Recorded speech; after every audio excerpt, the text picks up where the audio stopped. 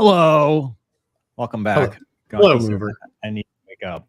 It's a rudderless ship. It's not really a rudderless ship. It's like a ship with the rudder just full turned.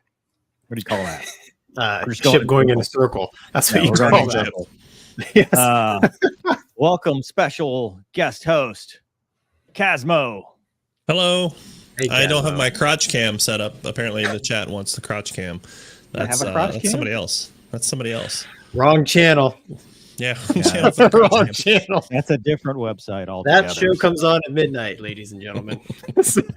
Probably just ladies. I don't think the gentlemen are watching. Hey, don't count them out. Don't count them out. Wrong with hey, a view's a view, bro. $20 is $20 is $20. Doug, how are you? There's Douglas. Yeah. I'm probably gonna make it. It's good. We've had a great weekend. We just finished our unit training assembly weekend. Gonky is the most important man on the planet with his 4,000 thread count sheets. Yeah. Gonky, how was your hotel? It was good. Somehow the fact that your reservation got lost just made my pillow that much softer. I mean, it was real nice. I made Gonky's reservation. That's true. And somehow I had no reservation. Yeah. So I had to sit in the lobby as all the one stripers and the two stripers got their rooms. And they're like, there's no room at the inn. We even had, we could spin the dial and get more Marriott points. Yeah. So, I mean, I made Gonky's got. Casmo's like, you stayed at the Marriott in the, what service is this? Yeah. I remember when I had drill weekend sleeping on top of a tank, but it sounds terrible. I'm really sorry about your Marriott points. It was glorious. Well, make better life we choices. make in life. Yeah, make better life choices, and then you learn from me, kids.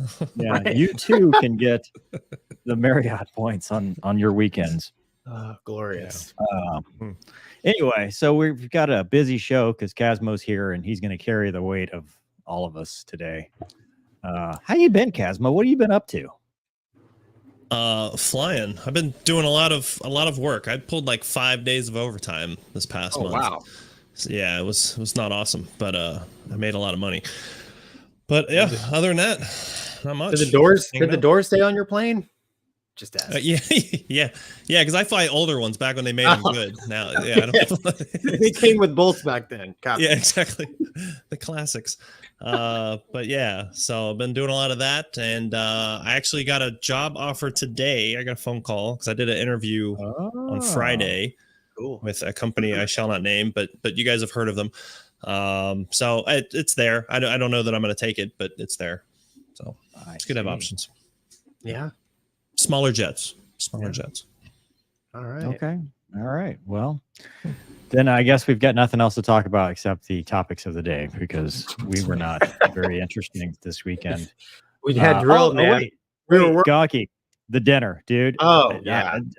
Look. So wait, Mover and I got to see how the other half. Well, other Gonky is the other half. Check out Mr. Gonky here with one of the chaplains. Yeah, that's an expensive appetizer. That's his. Do you know what that is, Casmo? Do I know what lobster is? No, the Air Force DFAC. That was just a standard lunch in the Air Force. Oh, that's basic. Yeah. I've eaten at Air Force bases. That's just what they have. It's $150 appetizer. It's not an MRE. It didn't come out of a package. It's an Air Force MRE. Yeah, you didn't have to heat it yourself and come with a brown it's not spoon. heated. It came nice. It was delicious. It was ridiculous. Anyway, all right. Didn't have to lean it on a rock or something. No. Or something. Yeah. Or something. Classic. Yeah, there's a video of I saw it the other day. These kids were crying because they had to eat the MREs, and they were like, "It's child abuse," because their dad made them eat MREs to teach them a lesson. They're so much better now. I mean, back in the day, they were gross, but the current ones are decent. Yeah, the kids just bawling his eyes out. So we used to get them for hurricanes, and the kids always looked forward to eating them on the sailboat. Yeah, it's fun. They're fun to eat. They are fun to eat. Yeah, special food. All right. Well, listen. Not so breaking news.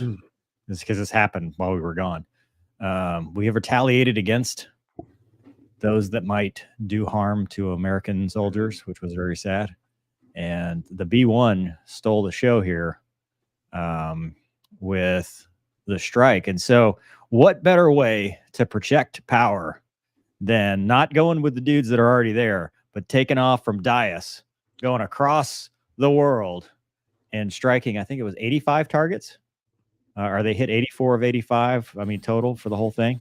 But pretty cool. And then it was Friday strikes. I think, was it the Jordanian Air Force, Doug, as well, involved in this? We don't have to read the article, but I don't know. I'm just scanning through it now. Launches on 85 targets, and I think they 84 of 85. They didn't kill any of the Iranian Republic guys, but they killed a bunch of rebel guys they were training and sponsoring. 3 facilities in Iraq. Go ahead. Sorry, go ahead, dude. No. Go ahead. Yeah, so 3 facilities in Iraq and also in Syria. So it was not just the B1. The B1 didn't do everything, but they've just highlighted it. And if you remember when we talked about the B1 mishap at Ellsworth, is that right? They moved them to Dias because I guess the runway is closed or something. So everything's operating because I think the tail was actually from up north. But so they take off, they do this long mission, which we telegraphed. We telegraphed this thing. I mean, I don't know if you watched all the flight radar trackers and stuff, as soon as we kept announcing, well, we're going to strike them. And then you start seeing the people that watch these things. They're like, the tankers are going across. There's, a bunch of tankers, bunch of these aircraft. And it's like watching Santa Claus on Christmas Eve. Right. Yeah. Here he comes. Santa tracker. Well, I mean, they're telegraphing it because they did not want to create a bigger conflict. So they're like, we're going to strike you. And then, that stuff happens a lot more than I think people think. That like even when Iran hit Al-Assad a few years ago, like they told us they were going to do it. Like those things happen to avoid it from erupting into a larger thing. But I mean, it's a 15-hour mission, right? I mean, round trip for those B1 guys. So they had 7 hours. It'd be like, so that was 7 hours. So that was one B1 went over there and dropped like 85 bombs or something. No, I think the B1 accounted for quite a few, but there were strike packages because I think, like I said, I think the F-16s, it was a coalition, but the thing that they have highlighted the most has been the B1. And to me, what better flexes your muscle? You didn't take the B2, right? You're not like, hey, we need to go stealth. Right. You didn't know it. They're like, we're not even going to put our pants on. We're just going to go. The loudest, most, the fastest, loudest bomber we have. We took it across the world, bombed in your backyard, and there was nothing you can do about it. And we're going to go home. And that's pretty impressive. So kudos to those dudes. I am glad I don't have to sit in a B1 for that long. Because 15 hours move around in that cockpit. I don't know. I guess is it like flying a 7-3? Like, can you guys walk around, or you're stuck? If not, they're 100% disabled now. Yeah, I mean, yeah, it is an ejection seat, but I wonder. I bet, Casmo, you can, because I mean, there's no canopy that opens. So how do you get in the seat, right? You probably have to walk into a little. Well, the B-52 has that. Yeah. B-52's got all that stuff, and it's got ejection seats. Yeah, that's true. So is the B2. B2's got ejection seats, and they walk around. And remember, we talked to Naveed about we didn't talk to him, but I talked to him, and it was on his show about the dude that's sitting sideways while he's pooping. So he's making eye contact through the MFD. Oh. B1 guys probably have a whole through the reflection. Yeah, you make solid eye contact through the reflection with your co-pilot. You got to own that though. Like you can't shy away from that. You got to But you're no, dude. Behind visor down, no eye contact. put your visors down. Dude, that's a good point. Do you think I never asked this question. Like when they go sit there, do they plug their oxygen into another crew, and then do they have to move it from, or is it just reach? Or do they just abandon it? It's a cruise station with its own emergency oxygen, dude. Well,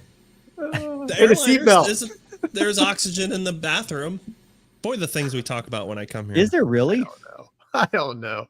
Some of them. I'm pretty sure. Yeah. I didn't know that. I felt like I should know that, but I didn't know that. well, now I'm questioning myself, but I'll look next time. But yeah, I'm pretty sure there's oxygen. Well, Because there would have to be. I'm glad you told me because I wouldn't have known. I just died. Right. You can't just be like, well, I guess I'll die. You just passed out. You'd be like, well, I would have just been asleep. Died as I he wouldn't lived. know. I don't know how to don and doff the emergency oxygen in the bathroom. Is there a placard? 100% though, if it exists, Gonky's airline doesn't have it. no. They didn't pay for it. So, Yeah, it's optional.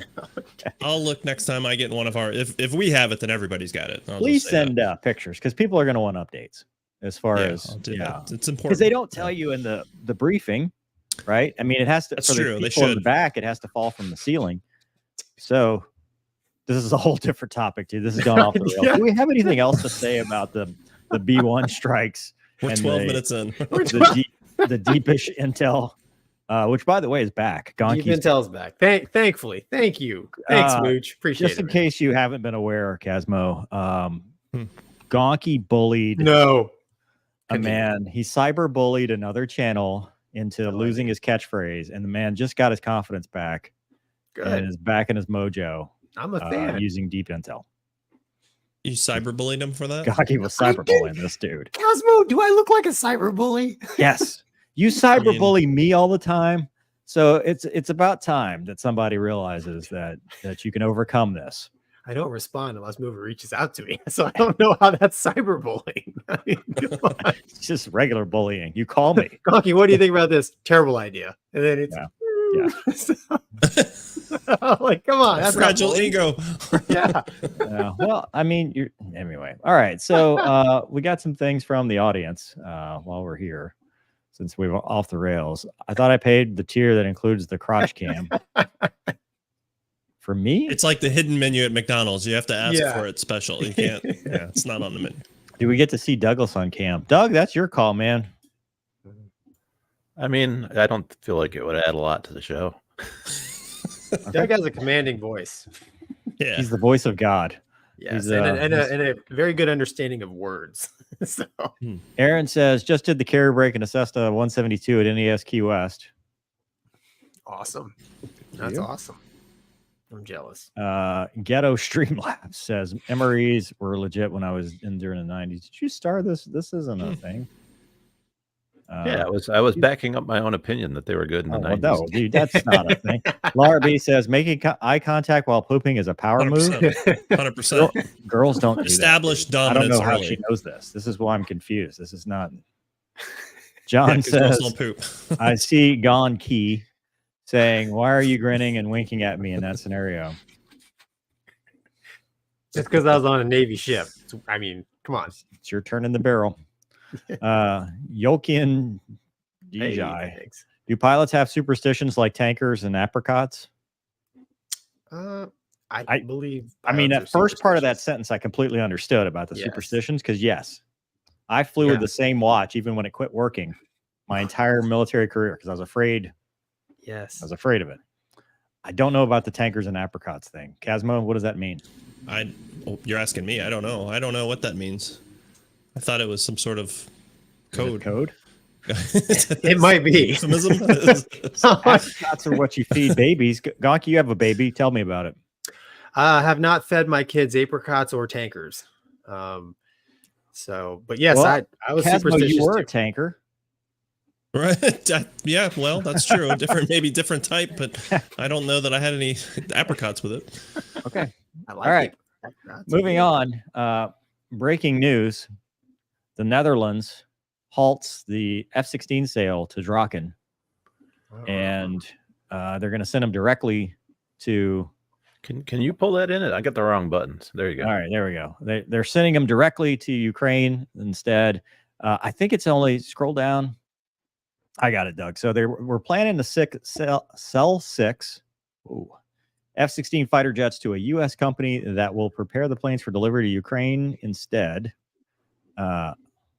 And will prepare the planes for delivery to Ukraine instead, according to the Dutch Defense Ministry. The agreement increases the number of Dutch aircraft that will be handed over to the embattled country to 24. The Dutch had been negotiating with Draken International, a Lakeland, Florida company. After a deal to sell the company 12 F-16s fell through last year, the two parties ended talks on a new agreement for 6. And now they're saying, you know what? You're not getting any. And so now in November, it sent the first of 18 aircraft to Romania for pilot training. Plan to transfer the jets. Will praise losses in Ukraine. Their aerial superiority is essential for countering Russian aggression, the defense minister said. In 2021, they had agreed to sell 12 with an option for another 28. And the deal fell apart with a disagreement on the state of maintenance of the jets at the time of handover. And this is important because we're going to talk about Australian jets, which Gonky is going to have later. But it will help suppress Russian air defense systems with upgraded with air-to-air radar and air-to-air missile capabilities, upgrade from their older jets. They were the MLU jets from 1998 to 2002 out of 138, so they're equivalent of Block 50 and 52. Netherlands has replaced that, obviously, with the F-35, which they were down in Tucson flying. A friend of mine is good friends with them, the guys down in Tucson. And we've seen some cool footage of those dudes. And they're really cool jets. Thank you, Douglas. We'll take that off and talk about it. So Drakens had a rough time. You know, they were, I remember, because I obviously wanted to go fly the Viper with them or anyone. I'm still available. And me too. Just FYI. So but what the heck? Why not? No, I can probably figure it out. No, you know why? Because if you say that, they're going to call you, and Gonky's going to be flying the F-35, and all movers going to be like, "Well, that seemed like a good idea," despite the fact that I've got 1,000 hours in the gym. Just saying. Anyway, so they had some issues, and it wasn't really related, but I think it kind of started the downfall where they were talking about they were getting Vipers. You know, they have the Mirage, they have all these aircraft. And they were making this huge footprint at Nellis. And then one day that kind of fell apart. You know, the Nellis thing, they I don't know if they've lost the contract or just were told, hey, you know, you're not doing this anymore. The government didn't like how that was working, didn't renew them. And then they kind of spread out to the other bases, and that was still going. And they were still getting the Vipers to go to Lakeland. And, you know, the order cut down and then cut down some more. And now it looks like they're not going to get Vipers at all because they're going to provide to Ukraine, which I guess that is a correction. We've talked about, you know, Vipers to Ukraine and whether that would be helpful. And the correction is the U.S. is not doing that. You know, the U.S. is giving support and money, but the actual aircraft are not coming from us. They're coming from NATO partners that are upgrading the F-35, which obviously means there's probably deals and, you know, about how much they pay for the F-35s and all that. I mean, there's always incentives. It's not just like, oh, the goodness of our heart. Like there's a lot of stuff happening. Yeah.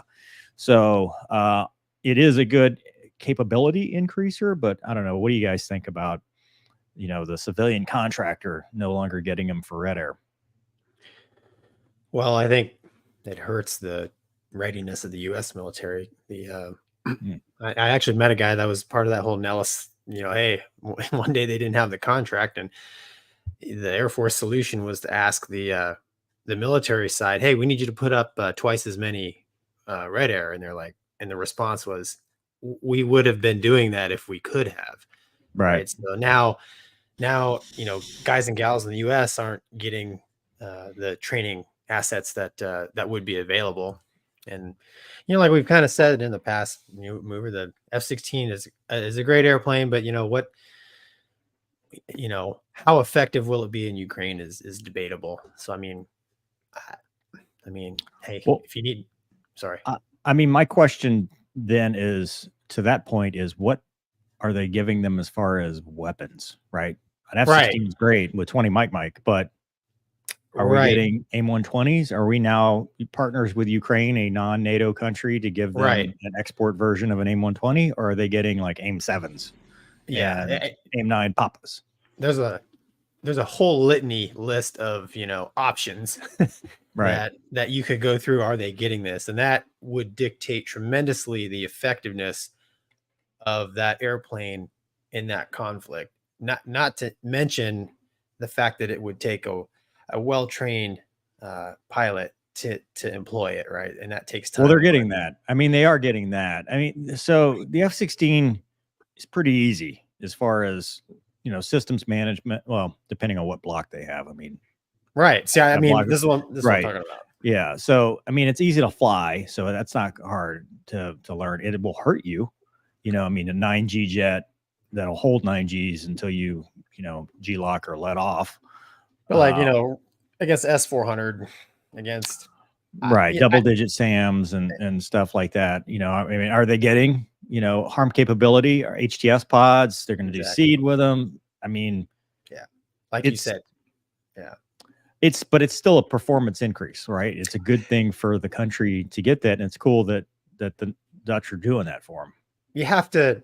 I mean, you got to start somewhere, right? Mm-hmm. So the longer the conflict draws out, I think the more important it is for them to get these assets now. Because if it draws out for 10 years, well, 10 years from now, that will be time to iron out whatever, they need to do. But, if this thing is close to ending, time is, in my mind, Ukraine's friend when it comes to acquiring more complicated, higher end Western weapons. Yeah. That's just my opinion. Casmo, what do you got, man? I mean, I don't know too much about all that stuff, but it just seems to me that it's probably more political than anything else, right? It's not about is the F-16 or whatever going to be helpful for this. It's probably more along the lines of building inroads for future relationships and things. I don't know. Yeah, and that's a good point. You're demonstrating strength and resolve when you start giving a country material cool toys. Material support. You're showing that, hey, we're not going to just let you steamroll. We're going to keep helping them. Right. But you still have to have an objective, an end goal, and all countries. Do you though? I don't know. Well, don't get us booted. Both the Russians and the Americans know about a little country called Afghanistan, and how that works out when you're trying to do something and resolve goes away. Home field advantage is a big thing. Huge. Yeah. Huge. Anyway, cool. Well, any reattacks on that one? See if the audience says anything smart. I hope they get them. I mean, I really do. I think they will. I mean, we're going to talk about some rumors in a second, but they're training for them. They're both in the U.S. and away. So, DG says, "What was you guys' scariest moment in a military jet?" When I realized it was the end. I was like, oh, Gonky, you've told this story. Do you have another story that you haven't told? I got tons of stories, man. No, so like Mover said, I made Naval Aviator, man. I scared myself a lot. I made a video about my actual scariest time. Well, I guess it would be the time I almost ejected, but another really scary time for me. I was very new, doing the whole carrier thing. And that's when I broke the landing gear on the Hornet. And what made it so scary was they kept having me come back after I broke the gear. The airplane continued flying because I failed to grab any of the wires. And my brain and my hopes and prayers was they were just going to send me to the beach, but they kept having me come back and try again.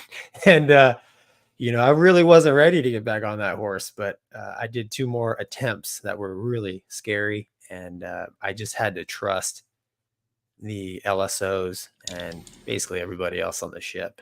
I didn't have any trust in my skills, but when I finally got it back on deck, I had to be towed out of the LA because the gear was partially collapsed and it was pitching deck. Real scary stuff for a new guy. And then what added salt to the wound was I had this epiphany after all 5,000 people on the ship talked to me about how to land on the carrier, including non-pilots, that maybe I wasn't going to be doing this much longer if I couldn't figure this out. So that scared me too, because at this point I'd had, over 2 years of pretty intense investment in my dream, and that really scared me. So not only was I scared for my life landing this thing on a challenging day, but that was probably the closest in my mind, at least, I ever was to potentially getting kicked out of the community because I couldn't do it that day. So the upside of that story was I did figure it out and I never had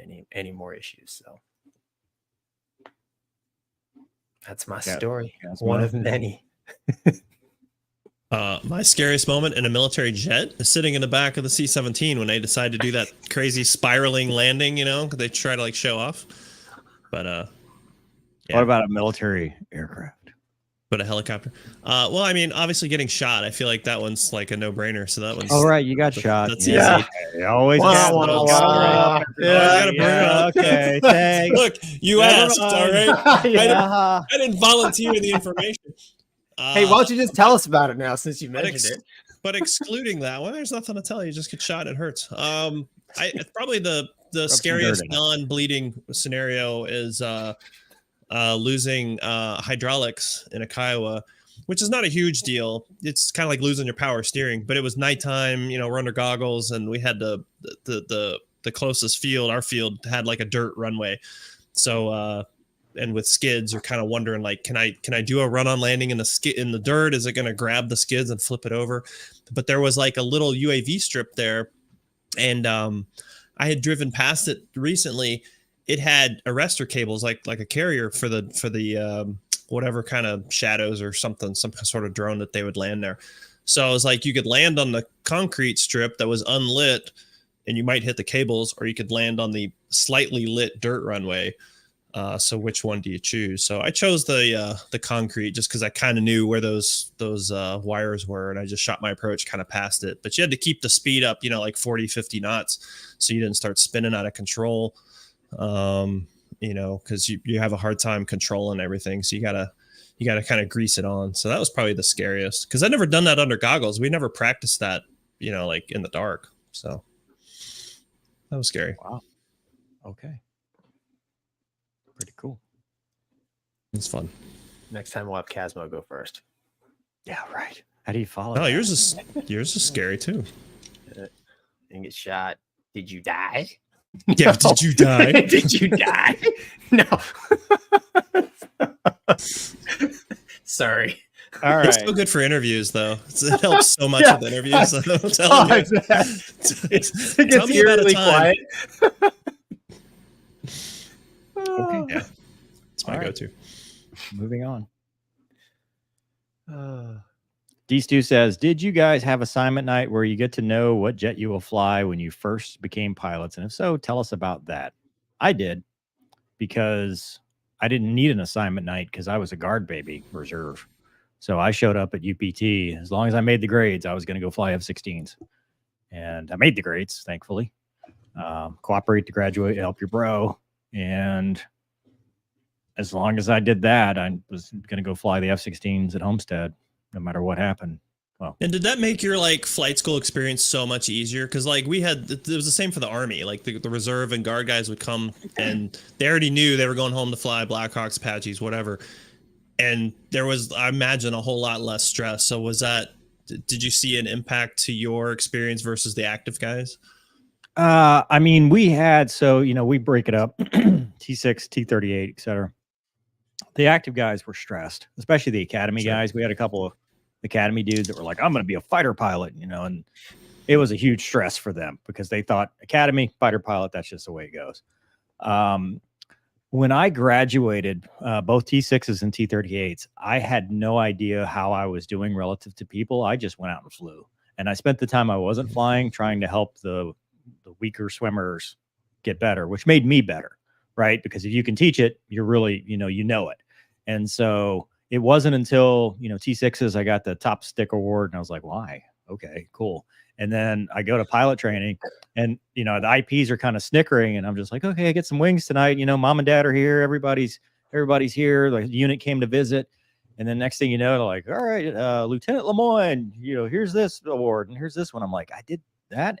And I guess it was because I was just more relaxed. I didn't care, but I enjoyed it so much that I could use that to try to help other people. And to me, that's career-wide, life-wide. If you spend time helping people, things go better for you. If you try to help yourself, things do not go well for you. Gonky, what do you think? Yeah. So there's, I guess, really two. I wasn't smart like Mover. I did it the blue collar way and just slugged it out with the masses. Not an academy guy, OCS. But so when I went to flight school, there was, I guess, 2 drop nights, whatever that you care about. So the first one is out of primary, because in the Navy, it's out of primary at the time. I think it's still the case. You went helos, maritime, E2C2, or jets. And by far, most people got helos because something like 80% of the Navy's helicopters. So for me, excuse me, kind of like Mover said, I wasn't, always thought I was pretty average. So I was a Navy guy in an Air Force program because I was part of this exchange at Vance. And at the time there was some like crazy formula, like because the grading system was different between the Air Force and Navy. And the Navy, they used the Navy standard score NSS, and the Air Force, they used, I don't know. And so you never knew where you stood compared to your peers at the actual Navy bases going through primary. But the rumor was you have to have 150 excellence. I'll never forget. And I didn't get my first excellent until like halfway through training. And and my buddies were like counting all the time. And I'm like, I don't have any excellence, And so I kind of reserved myself. I'm going to fly helos and hopefully not get shot. So I was pretty calm and relaxed and helping everybody out, like Mover said. But, when the drop night for us Navy guys was a little different because we found out before the low level phase in the T-37. So I was actually in my room taking a nap. I get a phone call. Hey, Colonel Kurak is here. He knows where you're going. And so we all show up and he's like, all right, write down what you want on the board. And so I wrote jets, E2C2, P3s. And he goes, congratulations on your third choice. And I was like, oh, well, the money will be good. The per diem TDYs and detachments and per diem will be awesome. I'll probably have a Spanish wife, and like, and as this is going through my head, like he goes from the bottom, and like, man, my entire class just went bananas and like instantly. And it took me a second because I'm a slow Gonky dude, right? can't do math like that. No, That's I'm like, math. 3 bottom, that means, oh, that's jets. And then it was a great day that day. And then when I was at advanced training in the Navy, flying T-45, they didn't do a drop night. It was kind of like, hey, skipper knows where you're going, go to his office. And back then it was S3 or Viking, Prowler, Hornet, Super Hornet. I think that's it. Yeah, there's no more Tomcats. So all I knew was I was number 2, and the skipper called me in, and I did decent at the boat. And one of the IPs was like, man, how do you feel about Prowlers? I was like, yes. And the whole time I was like, man, I'm going to be a Prowler guy. Not that there's anything wrong with being a Prowler guy. But no. The skipper called me in, and he's like, he just walked up to me, man, and he gave me a little punch on the wings. I was like, congrats, man. Then he slapped the VFA 125 Rough Raiders patch on my shoulder. He's like, you're going West Coast Hornets. And I was like, I was pretty excited.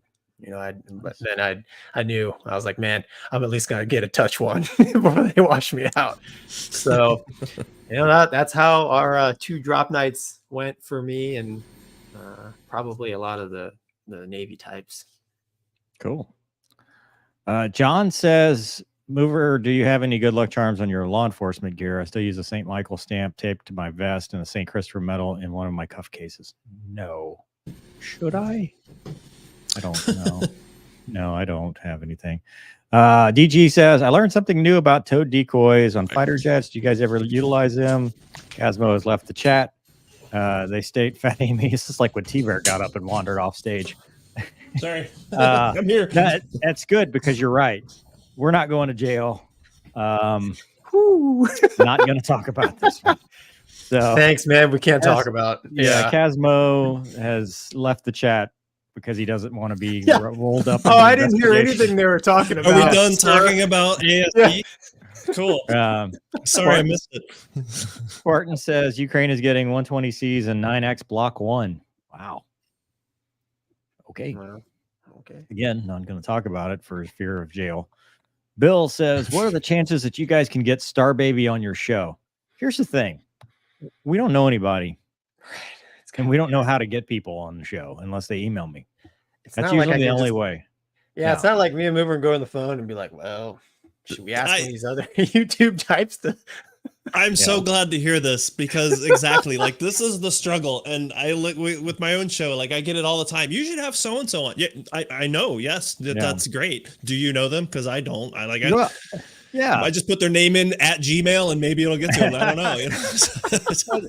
It's like the ones last time they're like, hey, why don't y'all get Miss America on the show? It's like, yeah, well, okay, hold on. Right. Hey. Yeah.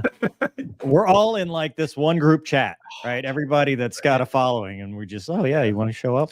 Yeah. Behind these walls, there is no team. If Gonky had Miss America in his Rolodex, his wife would not be happy. I would be dead. Yes. If Mover had that, you would not see me on the show.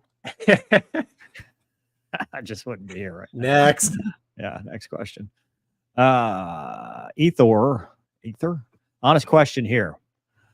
Oh boy. What would prevent Russia from bombing the fields the F-16s are at?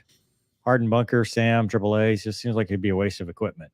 You know, when Special was on, he caught a lot of flack because he was like, they're just going to shoot hypersonic missiles.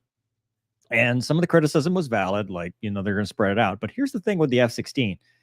You need a prepared field. It's not something that you can just, you know, support on a random road.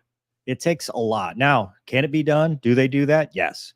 But it's not something you're just going to get them and all of a sudden you're operating out of roads and forward deployed and all that stuff, because that intake is a Hoover.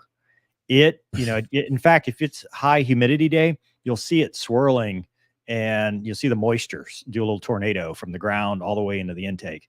And I remember when we flew at Balad at night, NVG's on. And it wasn't because we needed help taxiing. It was because we needed to see the FOD to avoid it, because those little rocks would shine under NVGs. And then you would either go around it or stop and have the soft truck come or the sweeper come and sweep the runway, because it would suck up foreign object debris and you'd FOD out your motor. And that's the end of that. So if you're doing that at a field like Balad that the Air Force has been operating out of at the time for many years, imagine Ukraine, where cratered, you know, roads, runways, whatever. So it's not just something that's plug and play like that. And they're probably going to have to keep them together just because parts and maintenance, you have to have commonality. You can't just, now granted, in the field, there's a lot of stuff you can do, but I mean, you're talking hydrazine for the emergency power unit. You're talking all the hydraulic servicing, all that stuff, which crew chiefs are obviously smarter than me on this. But I'm just saying there's a reason we have units right now with older F-16s that are struggling to keep them going because of parts and equipment. Yeah, the training of operating in an austere environment alone. I mean, it's not something you just walk into. You got to prepare everybody for that, and it's everything. It's not just pilots landing on roads and stuff. It's all the infrastructure and just how to operate like that. It's hard. I mean, the Army does it, and it's hard when we do it. So you're going to take a bunch of jet dudes and suddenly like, hey, you operate on roads and stuff. Okay. Yeah. I mean, sorry. Go ahead, man. Well, I was just going to say, what they have now is designed for it. The Russians designed it. The beefy gear, the intakes, everything what they have, they're higher. They're designed to do this because that's the Russian concept of operations. We don't do that. Yeah, I mean, Western high tech, fighter. So I saw a little bit of this in Malaysia. When the Brits brought the Typhoon, very maintenance intensive airplane, and those guys had like dehumidifiers going and no, I'm serious, all kinds of crazy stuff. The 2-seat jet that came in broke, and it never flew.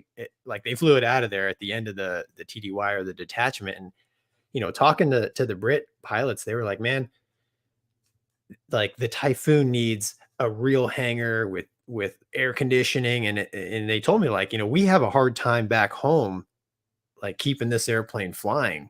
They're like, I'm not sure this airplane would survive long term in Asia, where it's rainy and high humidity.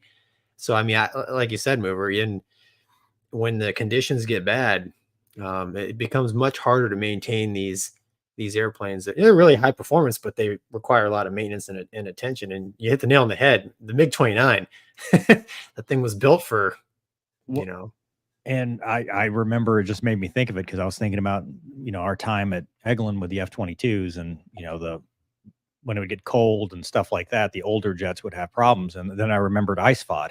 ICE-FOD procedures are in effect. You would have issues with the F-16 when it got below a certain temperature, and that humidity and that vortex could create ICE-FOD. And now you're FODing out your engine with ice if it was the conditions were right. And there were rules which I obviously don't remember as far as what, like there were start times and all that stuff, and you had to have somebody watching. But that's all considerations, especially in an austere environment, in a cold weather environment, like that.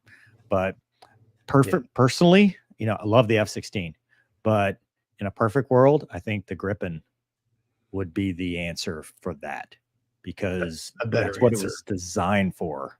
It's a very compact, plug and play, high tech aircraft that was made to go take off and land on fields and have low maintenance and not need a lot of support because of that very mission, that mission set. So my opinion only. I still love the Viper. Travis says, no question here. I'm just glad you're all safe and doing well. All the best from Northwest Arkansas. Hey, thanks, man. Janitor is back. Watch Blue Thunder and started Airwolf this weekend, and now Casmo. What a great few days. Casmo, what do you think, dude? Airwolf or Blue Thunder? Airwolf. Exactly. There are no further questions. Pass. Keep them on. Yeah. Aaron says, have y'all seen the video of what appears to be a flight of two F5s almost swap paint? No. Mm-mm. Oh, yes. I wonder where. I have. It's where at? They roll inverted, and they do the whoa canopy thing. It's some kind of air show thing. I don't. In the States? No. This was no. Could never happen here. T-Bar B1 says, yes, you can get up and walk around in a B1. The B1 and the B2 have the same toilet. So look at that, eye man. Contact. Learn something new. Just more people. Joe, Airwolf. Yeah. They start today. Nice, Catch up Joe. later. Greetings, Casmo. Thanks, man. Hello. Cluterus says, Casmo, would you say you spend 50-50 of your time between right and left seat in your Kiowa? Same question for front and back of the Apache. Yes. Yeah, I mean, we would trade all the time. So like every day, if you sat left seat one day or front seat one day, you'd probably swap the next day. So yeah. Awesome. Gonky, this one's for you. Is the cursor bra indication on the B scope and the FA-18C magnetic, true, or switchable with a mag true selection in the HSI data AC subpage? Oh my gosh. I think you're looking for the Eagle Dynamics forum. Yeah. F-18. Chuck's guide. There's certain switches in the Hornet that you would just you never check. touch it. You would never touch it. Yeah. Like when I was first learning the airplane, it's like I went through every single one, and the IP is like, dude, you're taking way too long. It's just like that. And that's one of the switches where I would usually pick up if it was set wrong by that's weird. Yeah. Right. Because somebody else messed with it. Yeah. I'm like, this is what now? Why did I just shoot the tanker down? Right, exactly. So sorry, man. I honestly don't remember, but it's one of those switches that was like set and nobody ever moved it. Don't you hate that about like flying or really anything where like you just know it's right, and then somebody asks you a question, you're like, oh, I don't know, and then you feel stupid because you're like, I should probably know I this. should know. I've been flying this thing for 10 years, but I don't know the tire pressure of the Apache's landing gear, or whether there's oxygen in the bathroom. Or whether there's oxygen, it makes you feel like you're wrong. Yeah, but I honestly have no idea. BJ. Hey, BJ, thanks, man. Aloha, mahalo for giving me something to look forward to every week. Always enjoy the show. Thank you. Cool. And then last one before we get back to our actual show. Justin says, Casmo, I'm currently at armor school for 19 kilo. Did any of your skills as a tanker help you in military flying, especially in Apaches, like vehicle identification? I mean, sure. Certainly things like that will help. And a lot of sort of helicopter tactics are similar in some respects to armor tactics, but yeah, so yes, short answer is it'll help a little bit. Cool. Make them tell you no. Hey, Casmo. Yeah. There's been some Hello. Osprey drama that you wanted to talk to us about. Oh yeah. Well, yeah, I mean it's been all over the news, right? I had this article I pulled up, but yeah, we're talking about that's a perfect picture. Is that the right article? I love it. Yeah, I think that's actually from now that I see it. But yeah, so obviously we had the Osprey incident, but you see it too with the 737 Max and stuff. Sometimes things get a little bit sensational. But I guess they've just started an congressional inquiry looking into the Osprey. And if you read through this article, it talks about, I think it says right there, 51 service members have died in Osprey crashes throughout the program's lifetime. But Osprey is one of those names where the moment you say it, most people attribute it to, it's the thing that crashes all the time. And the reality is that's not, but it's sort of built this reputation of that. And if you scroll further down in that article, I thought it was interesting. There's a little chart. Yeah, you're almost there. Keep going. Yeah, there you go, right there. So this is like the Class A mishap rates per 100,000 hours of flight. And you can see that it's actually, pretty low compared to a lot of other aircraft. There's F-18s up there, E-6s. So it's just one of those things where I think that it probably got when it happens, it's bad, right? Because let's say an F-18 goes down and unfortunately the crew is killed. It's one, maybe two people die. When an Osprey goes down, it's 20 dudes or something. So I think it makes headlines, but it's kind of built that persona of that it's this death machine. And in fact, I found an article earlier. Let me see. I took I should have sent it to you, but I took a screenshot, I think, and it was like I can't find it, but it was here it is. The U.S. military's most capable tilt rotor is a death trap. So like headlines like that. I mean, they just get people to read, but it's just not reflected in the numbers. So yeah. Side question. So the C-20 transport is the most dangerous airplane? Dude, that's a Gulfstream. That's I don't know. Oh, I guess maybe those numbers are made up. It's possible. 69% of all statistics are made up. I thought it was 73, but yeah. 69 sounds better. It sounds sexier. So, Casmo, here's my question. When they say, because I've seen this before, and they're like, it's killed more people. Don't real helicopters kill more people? Like, isn't the Black Hawk like deadlier? Well, in that article, it talks about that too. Like, it's a problem of scale, right? Because there's a lot more Blackhawks than there are Ospreys, and the Blackhawk's been flying for a lot more years. So the number is going to be up, and it kind of addresses it in that article or another one that I read where it was, it's hard to get that data and make that comparison, or so they say. But yeah, I mean, it's inherently dangerous, right? I mean, airplanes want to fly, helicopters want to beat themselves to death against the ground with you inside of it. So they're already a little bit dangerous. And then Ospreys, I mean, you got to think too, the Ospreys sort of like, cutting edge technology, it's the first sort of tilt rotor that's, operational. And now the Army's looking to go into that with the new aircraft that it's getting to replace the Black Hawk. It likes this whole tilt rotor stuff, which for me, I'm old school helicopter. I don't like it, but I can see that the benefits of it. But yeah, a quick answer to your question is yes, all helicopters are dangerous. Would you fly it? No, absolutely not. No. You wouldn't fly the Osprey? I would do it once just to say that I did, but I'd fly anything once. I don't know. It just seems weird to me, but again, that's just my own bias. It's not anything. Yeah. No, stone. That's pretty cool information from somebody who's. I'd fly once too, but I wouldn't want to be a Osprey pilot. That's just me. Yeah. I went through training at my current airline with a guy, and he was an Osprey pilot. And I remember he was talking about how they had like an engine failure, and like it was, I don't remember all the details, but it was a lot more elaborate, because of you've got the rotors are down. And so you've got to you can't lift them back up because you've only got the one engine working. And so you've got to do a run on landing, but the rotors, if you keep them down, they're going to hit the ground. So you've got to do all this weird stuff. I was like, man, that just sounds like a lot of work. And it just sounds kind of scary. Can you kind of half tilt them? Can you get them just enough so that they don't hit and then run it? Well, I guess that's your run. Well, that's how they take off sometimes too. They used to take off out of Erbil when I was there on my last deployment to go into Syria and stuff, and they would sometimes, I guess if they have a heavy load, they can't pick up and hover, so they'd have to run on, but they would lower it down however many degrees and kind of take off like an airplane. Gonky, this thing's replacing the C2. Do you think there's enough room?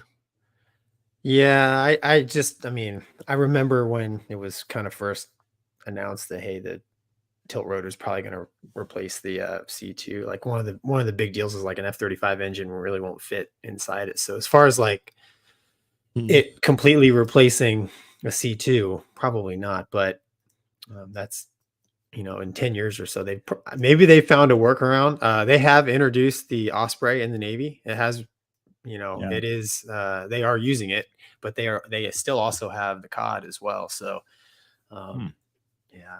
I mean, well, the thing about the Osprey too is like it wasn't really designed initially to take that kind of role, because they're actually not that big. Like if you've ever been inside one, it's not a lot of space. It just, the thing takes up so much space because of the rotors. But it was really designed for like long range insertion and extraction, more special operations type stuff. And so for them to just kind of switch it over and just use it to general cargo and carry stuff, it's kind of defeating the purpose. But do they have any ideas of like what's going on to cause the rate of mishaps recently? Like, did they say as part of their congressional, they're just asking the question, or do they kind of have an idea of what's going wrong? Well, there's a known issue. I can't remember the name of it. It's some sort of clutch inside the rotor system. So I know that Marine one that crashed maybe over the summer, or maybe it was even longer ago. There was 100%. It was this issue with the clutch. And I don't want to screw up my facts, but I know that the wife of the pilot was getting into it because the Marines, I think it was, were saying, oh, it's, some issues with the crew. And they're like, no, 100%, you guys know about this clutch thing. So there's known problems with that. And I think what the issue is everyone acknowledges it. Like it's a known issue, but it has a life cycle. And so they just try to stay ahead of the life cycle before it wears out. But so like at 10 hours, this thing will eat itself and kill everybody. So we're going to change it at 9.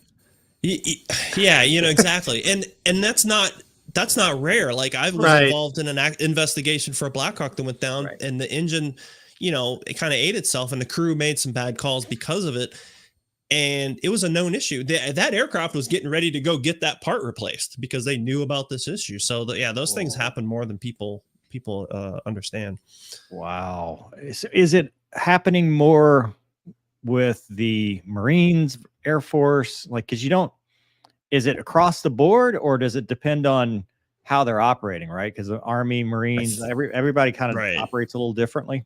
I think it's across the board, but I think it's the way that it's being managed. And again, now I'm kind of digging real deep into stuff I read a long time ago, but I think there was a marked difference in the management of how the Marines versus the Air Force were using them. And so that was attributing to some of the failure rates.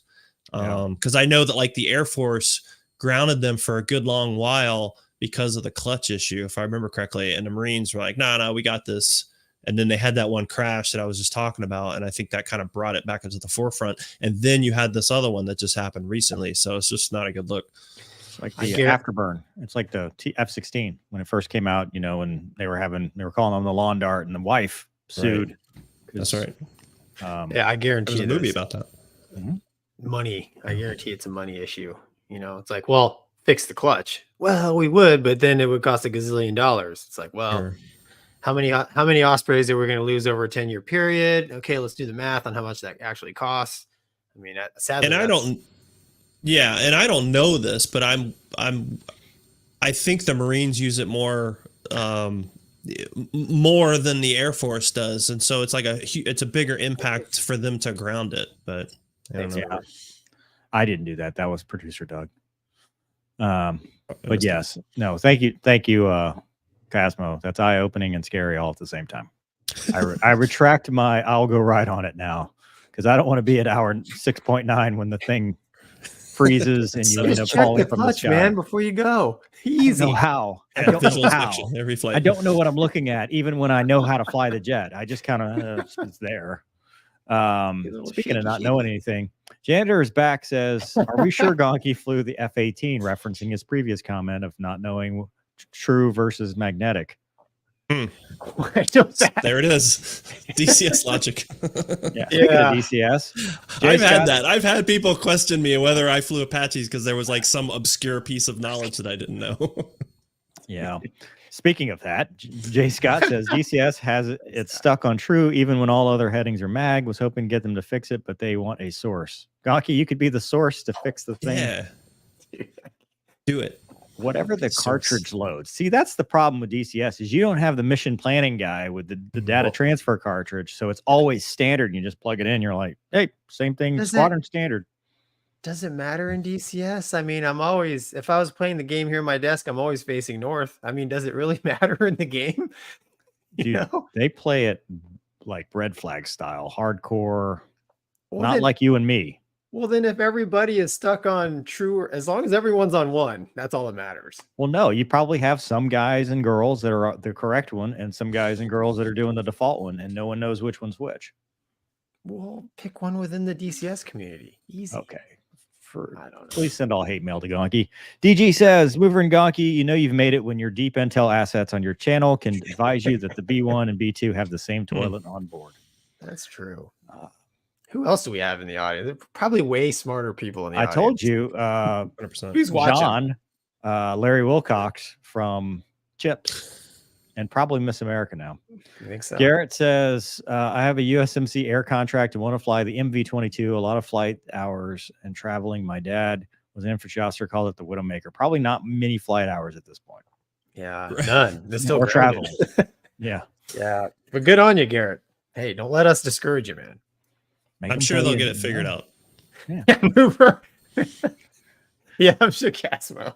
Zippers Forever says V22 LZ equals a 5 CH46 footprint. We've only been in the desert, so that hasn't been an issue, but for expeditionary work, it's a nightmare. Okay. Gonky, Which again, you mentioned not meant to do that, and that's the thing. Gonky, you mentioned you brought home a Hornet home to Akron.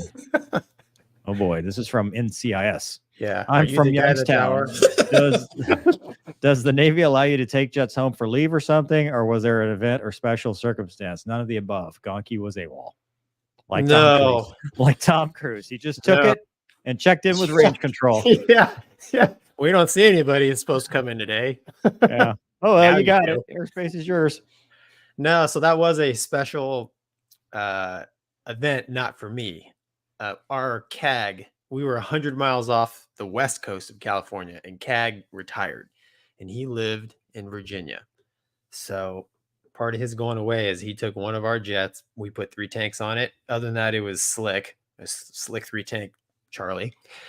And with the S3s took off, I drug him as long as they could heading east, and then he had enough internal at that point. I forget where they dropped him off, and he flew home to Virginia, landed. I caught it off, hopped on an airliner, flew to Virginia, picked up CAG's jet and flew it home. And as part of the hey, I'll volunteer to do this, was, hey, can I stop to see my folks? So they let me stop in Akron, Kent, to see my family for a day, which ended up being like 4 because I had a hide leak and a flat tire the next day. And I returned the airplane back to NAS Lemoore. So I was the recovery pilot, and as a bone, they just let me swing by and see my folks. So that's pretty cool. Yeah, nice. It was cool. Zippers Forever says for A and C models as the TAC P, we had to adjust from mag to true, so it's on true. There you go. I mean, the source. Again, we know we've made it. We know. In fact, Mover, we don't even need. Let's just put up an article. Be like, all right, from the crowd, what do you got? Yeah, we crowdsource all of our deep. Do you, the viewers at home, think it's interactive because we don't know anything. Well, that's one way to run a channel. Yeah, we're Doug. different. I believe there's a secret mission to Ukraine. You had it. It was secret. Go on 3.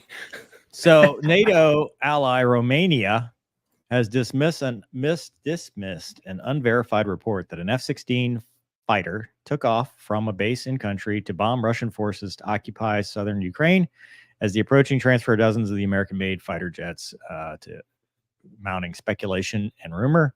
Ukraine Frontline X, formerly known as Twitter account, appears to be the source of the latest false claim. I can't imagine there's any false information coming from that theater. It seems to be all 100% true. It's the source of the latest false claim, which are prepared to be sent to the Ukraine by NATO nations. Ukraine Frontlines reported, without providing any evidence, that Russian General Staff of the Armed Forces reporting to the Security Council that the F-16 operating out of Romania, based close to the Black Sea of Constantia, is that what it is? Carried out an airstrike. Constanta. Carried out an airstrike. Constanza? I can't see that. Constanza. No. They were very frightened in Moscow. There was no possibility of locating an F-16 at Ukraine bases. So here's why they're saying that didn't happen. Because then Romania is in trouble, right? Because that's bad. But they also, and the reason I brought this up, thanks, Doug, we'll take that. The reason I brought this up was because not only was that a rumor, but they were saying that when the IL-76 AWACS, the AWACS aircraft was shot down, that it was Vipers, and it had to be, they got Vipers, and that's how they did it. And there's a lot of fog of war. There's a lot of misinformation in this conflict, but the reality was these pilots are still training, and they're training in Romania, and they're training in other countries, but they're not launching combat sorties out there. In fact, there was that video you and I did, Gonky, with the Dutch when they were doing the zigzags, and it was a low altitude thing. People were like, well, they're getting Dutch Vipers. Are we not sure that those aren't Ukrainian pilots doing that? And the answer to that is no, because if you're in training, you're not doing air shows. Right. You don't have the time. Like, I think people kind of mistake fantasy for what they want to see. Like, they got this grand vision of the Ghost of Kyiv, right? The grand vision of these heroic Ukrainian fighter pilots, which I'm not saying they're not. I'm just saying they think they're out there hot dogging it like Maverick, and that's how they learn, and then they're going to go in and save the day. The reality is, to be a fighter pilot in any country, and I think this is more of a testament to the professionalism of Ukrainian pilots. So this is the reality, and this is better than what you think. They're there learning the jet, studying tactics, and they're out there practicing and studying tactics. So the idea that they'd be out there hot dogging for people down low, well, you're not giving them much credit as professional fighter pilots, because no one is going to be doing that in the middle of training, because they want to learn this jet, be able to employ this jet, and bring it back to their country and use it to win. If you fly jets like Hollywood makes you think you fly jets, you'll be dead. Right. In real life. Very quickly. None of that's survivable. Well, the community won't accept you either, right? Like, you can't be that person. Like, right. Everyone in that situation is taking it seriously, and you're the dude that's hot dogging. Like, that gets noticed, and people, they wall counts. I mean, look at it. Okay. I mean, if Ukraine gets, I don't know, 12, 15, 20 F-16s, I mean, these are sought after assets. One squadron. Right. But you're not going to tolerate a cowboy that's going to risk one of these assets, man. You need, like Mover said, well-trained, disciplined, professional aviators flying these things. Because guess what, man? It took us a year to get these 20s, all this money, time, effort, like literally, like we're hinging the survival of our country largely on this asset to protect us in the air. So there's no tolerance for that. Well, also you talk about 20 in the real world, 20 makes 12. Right. Exactly. Yeah. I mean, 14, maybe if you're lucky, 16. Yeah. You don't fly all 20 jets at once. You don't fly. They're not even all up. They're not right. Code You've got at least jets. one hangar queen. Right. You're cannibalizing parts because, and I'm not saying that they're giving them crappy airplanes. I'm just saying they're not any squadron, brand new F-35s coming off the lot. They're not flying all their jets at one time, because there's going to be any aircraft. Phase maintenance. There's going to be required inspections. There's going to be stuff that breaks, and you're going to want to fix it because obviously you're not going to go out there lead nose and you're just useless. You're a target. Trust me, in wartime, they're not going to wait on, FedEx or UPS to bring that part tomorrow. They're going to walk out there to the airplane that's like got a flat tire and pull that radar out of that thing and throw it in the other jet. And now we got one good jet. I mean, that's just how it is, Yeah. Yeah. And you need spares, right? So you've got an 8-turn whatever, and you got 2 jets that are spares because inevitably, and I go back to my previous comment about cold weather, harsh environment, stuff's going to break, radars aren't going to turn on. It's just the way airplanes work, and he's going to have to shut down, go to the spare, if he's got a hydraulic leak or whatever, and he's going to have to make that work. So we romanticize this a lot, but it's ugly. It's an ugly process, and they are going to have to be as regimented and disciplined as possible in order to make this work to continue to survive. Yeah. I think there's a lot of romantic thoughts about military aviation just in general. Like you said, there's so much just mess associated with maintenance, training, manning, equipping, and people just don't understand. Like, it is a constant knife fight. You are constantly dealing with one problem after another, and the moment you get this problem fixed, this one raises up. And I don't care what the aircraft is, I don't care how new it is, 5 or 6 of them are broke, and one of them's hard broke. One of them is a known issue. Doesn't matter how many times you change the whatever, that thing just acts weird. Like, it's just the nature of military aircraft. It's the nature of aircraft in general. Mm-hmm. Well, I mean, in my opinion, where Hollywood gets from is like we work super hard, but then we played really hard too, right? So they're like, okay, the work stuff is not good. Let's focus on the shirtless volleyball. Absolutely. Right. Yeah. Let's get looped up, get a ball. Let's go. Well, let's get some magic happen. Yeah.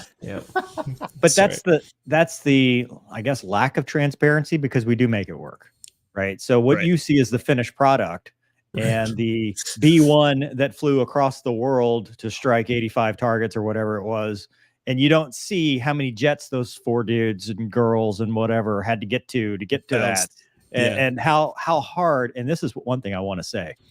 Maintenance works their butts off. Oh, 100%. You do not go anywhere if maintenance is bad. So the pilot piece, that's great. But if you don't have trained maintainers that are on top of things and taking pride in it, you are going to fail. They are important. Yeah. And it's hard to keep them too, because the money and the hours are not that great. And then they go across the street and they get a contract job doing the same thing with work rules, with better pay. It's hard to keep them in boots, a lot of times. Not in Ukraine. I mean, they're all at war. So. Well, yeah, not in Ukraine. They're not going to. Well, I guess they could go to Russia, but kind of traitorous. I wouldn't advise it. Yeah. It's frowned upon. They like to shoot people that do that. Yeah, but I just mean in general. Right. For, I got you. For aviation. Yeah. Making a joke there. Jim Norton's alcoholism. Gonky tried to bomb his in-laws' houses, allegedly. I love man. I didn't do that, Douglas. The Romanian Doug Masters. He really does read everything on the teleprompter. Yeah. Casmo, have you ever taken a tank home to see your folks? Afraid not. Dude, my dad did. What? I drove a tank when I was like 4 years old. Oh, that's awesome. Because he was the maintenance officer. He was a warrant officer, right? So, they're already kind of witchcraft, but there was a static display, I guess, for some city function, and they brought it wasn't what was the tank back in the 80s? The M60? M60, yeah. Was it the M60? Yeah. And they brought that in there, and so they when they're loading it up onto the trailer from this, they put me in. They're like, I'm sitting on their lap, driving the tank, and I drove the tank, and nobody in my class believed me.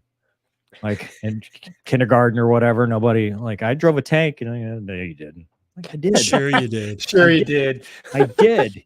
I drove a tank. You did. I really did drive a tank. You do it. Ghetto Streamlab says one of my grad school professors at Auburn is a retired F-15 pilot and Air Force Academy guy. I never really hear y'all talk about the F-15. Thoughts on the jet?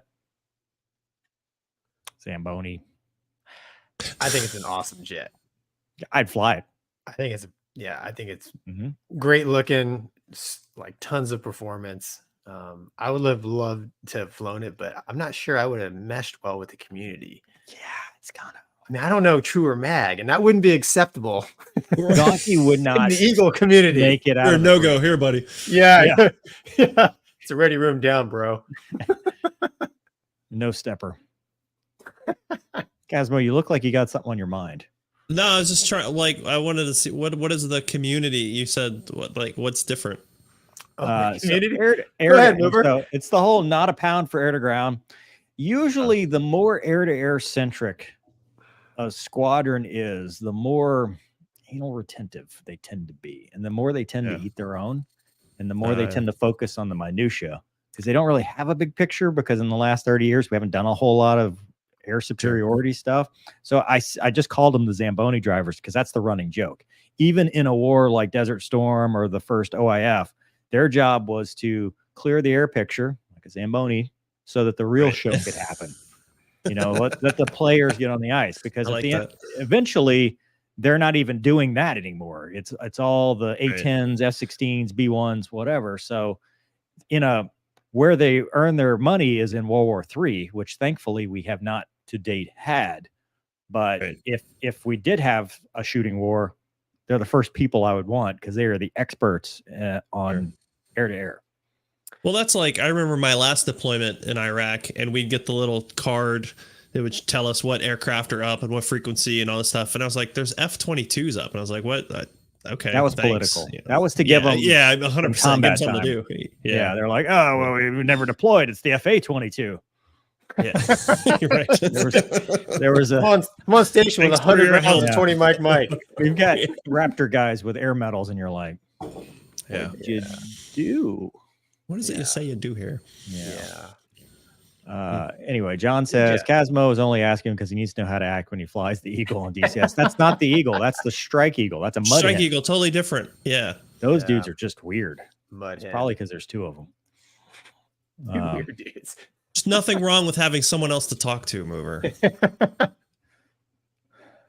I'm not. I love it. I love you guys, and you're like, it can only be me. I promise not to. Gonky, take it away. Okay. Doug's got it up. Doug, I said there's not much to read here. I brought this up because we've kind of talked about this, right? So the Houthis are it's like every day they're just throwing these cheap drones at basically, ships, planes, whatever. And here's a case where they took one down. The USS Gravely ended up shooting with a phalanx, which is cool, except for when you think about just the layers of defense that little drone had to trundle through to get to the phalanx. So, kind of like in, I mean, the phalanx is the last line of defense, basically, before the drone hits the side of the ship and blows a hole in it. So I've mentioned it before. Me and Mover have talked about it. It's this little cat and mouse game. It's all fun and games, we had 3 service members get killed, unfortunately. And now we're, hey, holy cow, the phalanx had to be used to take out this drone. So it's kind of like, I just have this sense it's a matter of time before one of these things gets through every layer and causes some real damage. Now, I think, right, Doug, at the end of this article, it talked a little bit about, well, maybe they use the phalanx because they're tired of spending $1 million missiles to take down like $1,000 drone, which I understand that, but I don't think that's the case. I mean, if we're going to play the dollar game, okay, you're going to risk a gazillion, I don't know how much a destroyer costs, $200 million ship on a $5,000 Houthi drone because you're worried about $1 million missile, right? Even the finances of it doesn't make any sense. But it troubles me, the whole continued escalation of this, and the fact that in wartime, even though we have the best weapons, like, things happen, and I'm pretty confident in this case, things happened where they're like, dude, the phalanx is going to have to save us, or it's general quarters, because there's a hole in the side of the ship. So what do you got? What's the payload on it? Do you know what kind of payload the drone itself had? I mean, we're talking Probably not Dude, much. I mean, thankfully we didn't find out, right? Yeah. I mean, Is it? I mean, are we talking miles of an engagement when you start getting to that? dude, it's the same 20 mic essentially on the F-16. So I mean, inside it like a mile, like you know, I mean, Yeah, it's 20 mic. Yeah, it's last minute type stuff.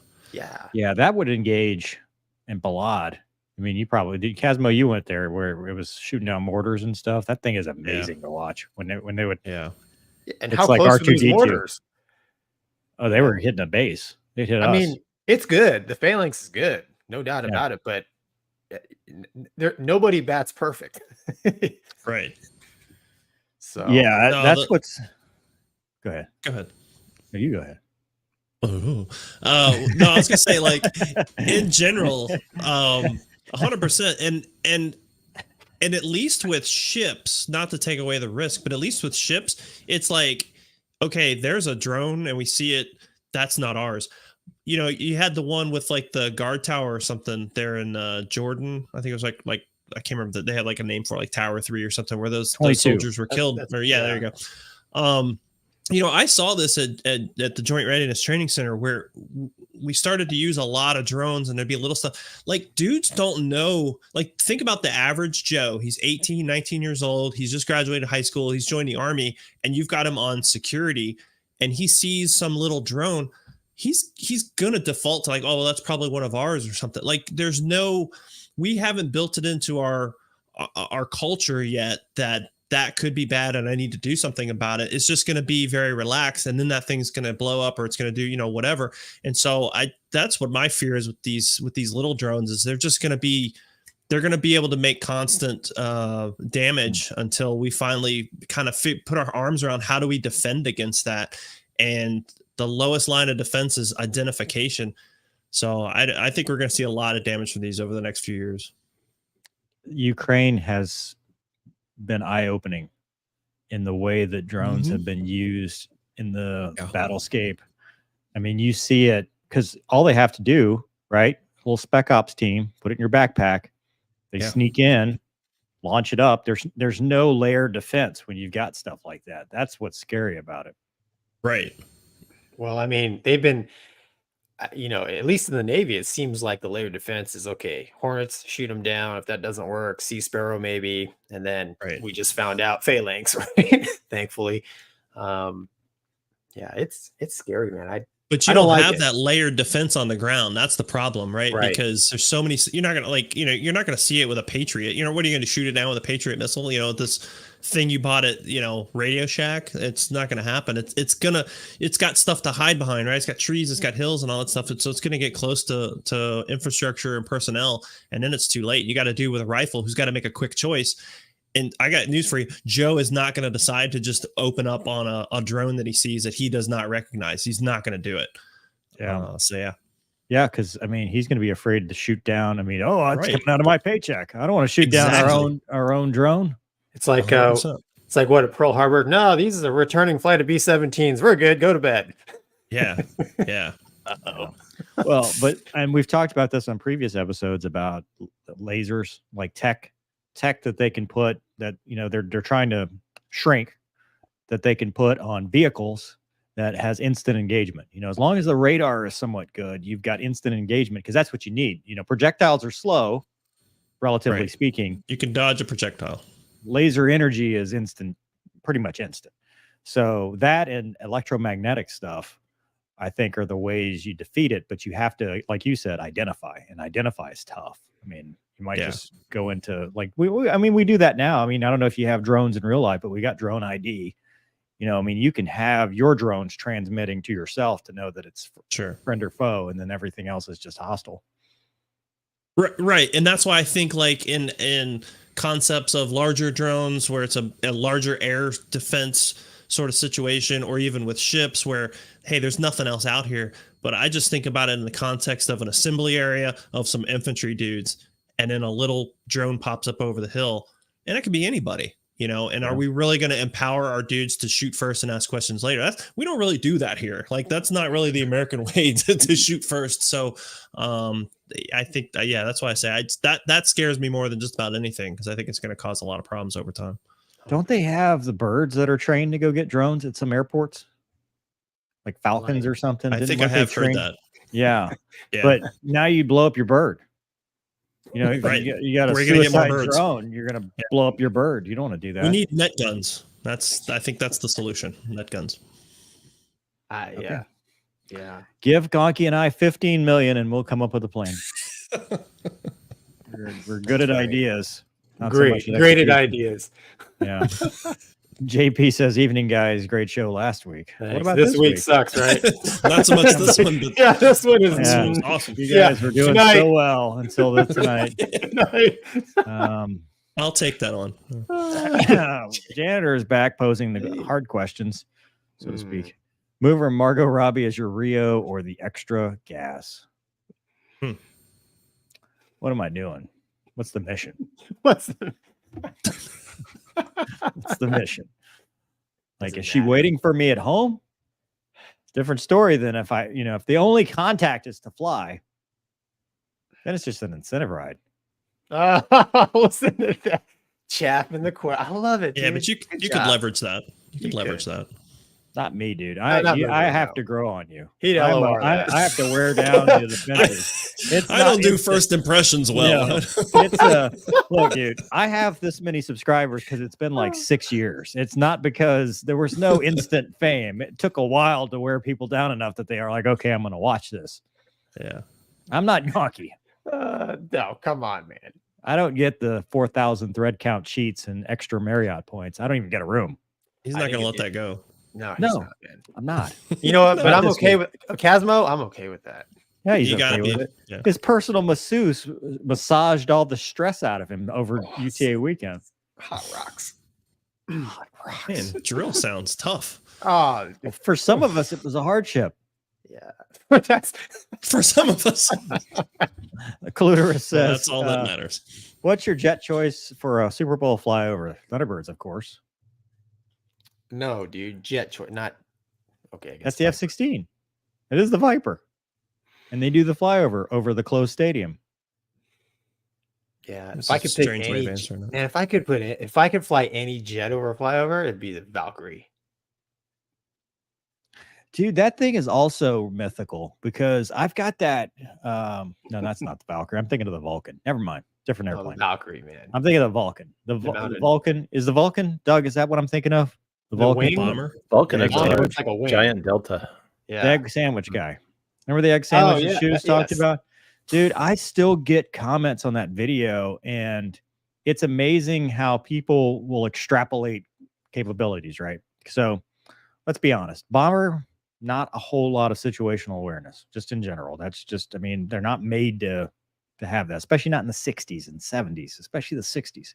Yeah. So what happened with that aircraft is our friends, the Brits, simulated nuking America twice and made it in undetected. And therefore, now our friends, the Brits, comment on that video because Shoes, the Hornet or the Tomcat pilot, did an intercept. He ran an intercept, like a beam, a stern conversion on a Vulcan. And he rolls up and he tells the story as the guy had no idea he was there until they look through the little portal and they're like, oh God. And, he tells them what frequency to go to. And he's like, oh, I was eating my egg sandwich. And so British. yeah, he's like, I'll put down my egg sandwich. And that's the joke, right? Shoes, it's a fighter pilot story. But joke, yeah. in the comments, they're like, well, he knew you were there. He had you on radar the whole time. And I had to Google this. I had to go to Wikipedia. I'm like, what air-to-air radar does this thing have? It does not have an air-to-air radar.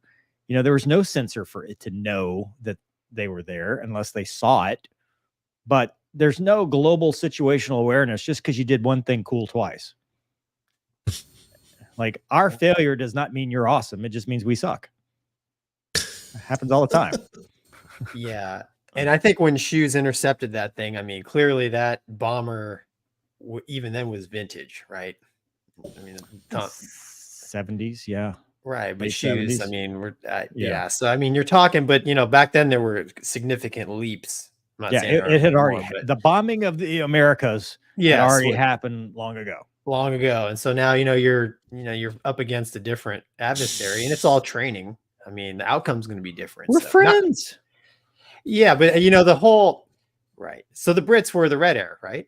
No, it was just he was trundling over where the carrier was, and they No, launched him. I meant when they successfully nuked America. I don't know what the backstory was, why they were doing that, but they successfully nuked America twice. Training, man. Yeah. You don't think they really wanted to nuke us? Hope not. For dumping their tea in the They harbor? still mad about the tea? Probably Yeah. The tea. We'll pay you Thanks back. for the Jeez. nukes, boys. Yeah. Thanks Come over for to saving Boston. us. Yeah. We're not speaking German. Here's your nuke. Oh, boy. For legal reasons, this is a joke. We love our British counterparts. Yeah. Samad UAV has an 18-kilogram warhead laced with ball bearings. Dude, why are we talking?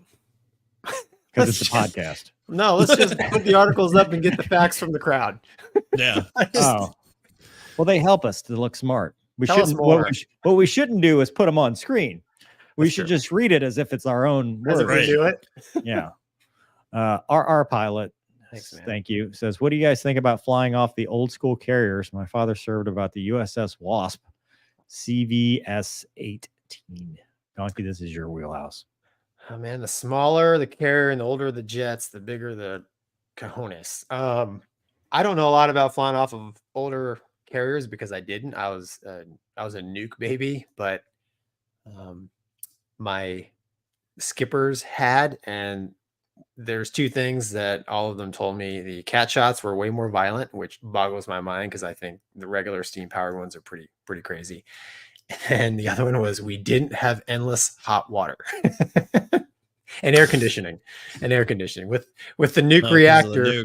Yeah. You got all kinds of hot water and you got all kinds of electrical power. So that was it. Yeah. They said on the old ships where they were burning things to make it go. Steam. Yeah. Is that why Top Gun, they sweat? They're sweating all the time. Yeah. Right. So sorry. That's all I know. Okay. Well, that's all we need. Gonky, Hmm. Ukraine to Australia. Hmm. No thanks on the Hornet. Thank you for your offering. Yeah. Doug, We I'm don't just, we don't want your flying trash.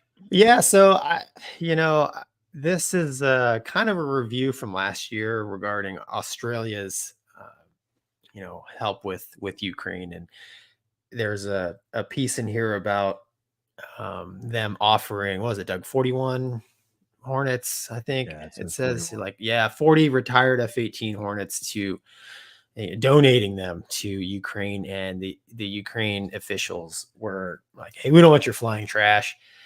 So, I thought we'd talk about this because Mover talked about them getting the F-16, and we've kind of talked about the logistical problems and stuff. I brought this up as kind of there's two thoughts in my mind when I read through this article. And at the end of the article, they talk about some tanks and stuff too. Just the Australians trying to help the Ukraine military out. But one of them was, and it mentions it briefly in the top of the article as the fate of the airplanes was kind of already sealed. So these airplanes, I don't think they knew it at the time, but the center barrels would need work, and it's quite expensive. But that doesn't mean the airplanes, in my mind, in a conflict where I think it's pretty dire straits with the Ukraine. You got a country offering to give you 40 tactical jets, so you can still fly them and use them. I don't think I would turn that down if they were being offered to me as a donation, which I think of a donation as no cost. Here's the airplanes. The second thing that went through my mind was, I wonder if something there was lost in translation with regard to the Ukrainian officials saying, we don't want these airplanes because for us to utilize them fully, it's going to require an extensive, expensive, time-consuming center barrel replacement. Thanks, but no thanks. But the article, I looked at several different articles, and it was literally, I think they took the direct translation. So I'm not sure either way. As a Ukrainian general, I think I would probably take whatever I could get, given the situation. But I flew some old Hornets that were timed out, and the limitation that they gave us were 4Gs only. Right. So what that meant to us is they weren't tactical because we couldn't even do a G warm up to make them tactical. Now I'll tell you, the airplane could pull 8 Gs in my mind all day long. But Casmo kind of talked about life cycles of parts on flying machines, right? Airplanes are designed, helicopters are designed to last a certain amount of time. So the fear was, we've already exceeded that time. We didn't want to run the risk of airplanes breaking. So my thought is, wartime, dude, fly them till the wings break off. Eject, land in your own country. We'll get you another. We're getting 41 of them for free. But I don't know. What do you guys think? So it's funny because I know these things because of my desire to keep flying fighters in any way possible. So I thought you were going to say deep intel, but continue. No, there's no deep intel. It's just desperation from moving. Much like the Rio conundrum. So the Viper thing, right? I knew about that because I applied. I wanted to go fly it, and I knew about the Australian Hornets because at one point, like during the heyday, during the glory days of we're going to get, there was that multi-billion-dollar contract for Red Air, and at that point, all these contractors were coming in and saying, we're importing all these jets that are timing out, and we're going to have all this threat replication and stuff like that. And the Hornets were part of it, and they were Australian Hornets. It was in the news. I've talked about it on the channel, and the issue was exactly what you just said. The center barrel. They were looking at it and they're like, dude, it was significant amount of hours and significant amount of money to get it flying. And I think when what you're talking about it being lost in translation is in a combat environment. If you're saying I've only got a 4G aircraft that can't carry heavy weapons and jank and do all that stuff, it is junk because it's not useful to me. Not in this theater. I'd rather something else. Now, whether that's what he said or if he said something else and, they're like, oh, the general said it's junk. Now, to the other piece to the Ukraine thing is there's a lot of top level issues with where does the money go? And so when you get these issues, I think it becomes more of are we doing this because we want to show support, or are we doing this? It's like the whole, you give somebody food versus money, right? If they're really needing something, it's food versus money. What's going to sustain them? Well, if you give them money, what are they going to do with it? Versus if you give them actually what they're asking or what they need, the food thing. And so it's useless without training and weapons, right? I mean, you can give them 40 F-18s, and if they just have 20 Mike, no maintenance and no pilots that are trained, what good? They're wooden targets on a ramp. Yeah. I mean, I don't know. Like you said, man, I would like, it's kind of like, if you like watch an Indian movie with the English translation at the bottom. That's why I was like, man, I wonder if something here was lost in translation. Cause like you're watching it and you're like, that doesn't make any sense. Right. So, but I don't know. Well, I would guess maybe it's the hidden cost. Cause it's like, yeah, thanks for the jets, but I don't have any way to sustain them. And so the long-term view of like, I would love to just be able to go fly these, but the reality is it's more than that. Like we've talked about before. So I can't just take these and use them. There's more that I've got to now come out of pocket, and I've only got limited resources. So I'd rather spend it on this thing that's more of a sure bet, or is going to be more of an asset to me than these broke ass Hornets. Yeah. I mean, even with, needing center barrel replace, I mean, it's like, hey, can I fly these things all out for a year? The answer is probably yes, right? But I understand. If that's the only thing wrong. What is that, by the way? Backbone of the jet. remember the Brokeback Eagle when the eagle just broke in half and the guy just jumped out? That's basically that. About 2008. You pull too many G's and the thing just breaks in half. Yeah. Oh well. Okay. Not good. Yeah. You should fix that. Yeah. Well, they don't have the money. Yeah. There it is. 40 jets times, a couple or 10 million per jet. Sure. And it's probably not fast. I imagine it's not a fast process. So no, thousands of man hours. And then again, I go back to it's such a gray area in the Ukraine conflict because you've got the troops on the ground, the civilians, and then you've got the upper levels where you're like, I don't trust this, you know, and in between there's these two forces fighting, right? Because was this general one of the people? You know, I mean, was this general somebody that, you know, I don't want Hornets, I'd rather the money? Or was this general like genuinely, hey, this is not good for what we're doing? I mean, the wild thing is like Australia basically offered all of their former tactical Air Force to them. Like, here's our entire you know, fast jet Air Force, because we're replacing them with Super Hornets and F-35. I mean, and maybe it was, you know, maybe it was just a publicity move on Australia's part, knowing what the answer would be. Well, we're helping. We're helping here. Take our... Well, if the whole Red Air thing got turned off and a lot of these other countries said, "No, we don't want them," you know, I mean, helping Ukraine is important, but at least help them with something they can use. You know, if everybody else is saying no, I'll take them. I'll take them. I don't need a center barrel. I'll take. I'll risk it, dude. I will. I'll take all 41 of them. Yeah. Yeah. Well, if you got 40, you break one or two, you're fine. I got parts for days. Raymond and Sweetheart says, Gonky and Mover, remember they're still F-14s that can fly. How mission operational are they? Who knows? I have to go to Tom Iran. Cruise knows. Tom Cruise. Thomas Cruise. Have to watch that sequence again to start it. Yeah. Yeah, against 5th gen, not a chance. Yosari and I lives tech.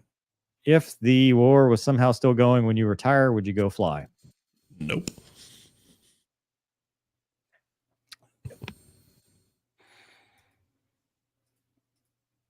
Tom P says, question for Casmo.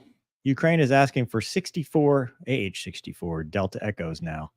If it was your call, would you give it to them, or is it too risky to give them that? I mean, it's such a political question that I'm not smart enough to understand the nuance of the politics behind all this stuff. Because at the end of the day, it's not a issue of the maintenance of the tactics and all that stuff. It's what's the long-term benefits of doing that. And, you know, the U.S. has permanent interests, not permanent allies. So are we going to hand over all this high-speed equipment to somebody? We better be sure that it's going to stay pointing the other direction and not towards us. And I don't know. Like the Tomcats. Yeah. I mean, dude, Ukraine's going to ask for everything. They want an American, and they're like Raptors, F-35, give us everything. But what is sustainable? Exactly. Like, what's the point? It's like giving, you know, a child something. It's just, if you can't use it, what's the point of giving it to you? If you can't sustain it, what's the point of wasting it to give it to you? So, or it ended up in being exploited. Right. Exactly. I mean, that's a very real possibility. B Dwiz says Chinese spy balloon flyover for the Super Bowl. And then Toilet Brush says deep intel with Gonky and Ward. There you go. The intel, the deeper the intel. I don't have. It'd probably be a good team, right? Pilot Rio. I mean, seamless.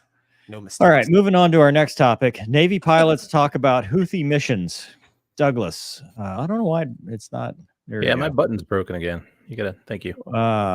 So there's an article, NBC News, on the Eisenhower. Which, dude, are you guys following the skipper of the Eisenhower on Twitter? I know you're not, Gonky, but Casmo, have you been watching? Like, I think it's Chowda Hill or something is his username. Dude, that guy seems like a great skipper. You know, it just seems like he's skipper of the boat, and he just seems like a really cool guy to work for because he takes care of his people and all that. But I guess they went on and interviewed some of the pilots and named them for some reason, and that's more what we're talking about here. They said for U.S. carrier pilots, it's a vexing mission hunting down Houthi missiles and drones, which goes to your point, Gonky. This lieutenant commander says, we did not train to come to the South Red Sea and do what we are currently doing. He's a Super Hornet pilot. When we first came out here, we had a lot of unknowns. So his call sign is sunshine. He struck an optimistic tone about locating and destroying the hidden weapons in the Houthi-controlled Yemen country, famed for its rough mountainous terrain. Sounds very familiar to places we've already been. We were able to adapt and flex to the mission set as we were tasked. Who is the squadron training officer? So that means he's wearing a patch, right, Gonky? And that to me is probably the coolest thing we've seen out here. On Saturday night, more than 24 Super Hornets and support aircraft flew off the Eisenhower to take part in a joint U.S.-UK mission, not to bomb the U.S. or nuke the U.S. with Vulcans, to target Iranian-supplied ballistic missiles and drones that Houthi forces have used to strike 30 cargo ships in the Red Sea since November 19th. They also fired Tomahawk missiles. NBC News is the only organization embedded with the naval forces. So that's, I guess, how they're getting the story. So they struck 36 targets in 13 locations, but there's still more. And they said, we're constantly planning. We plan for all sorts of contingencies. We are constantly looking at ways that we can provide options to our civilian leadership to degrade the Houthi capability.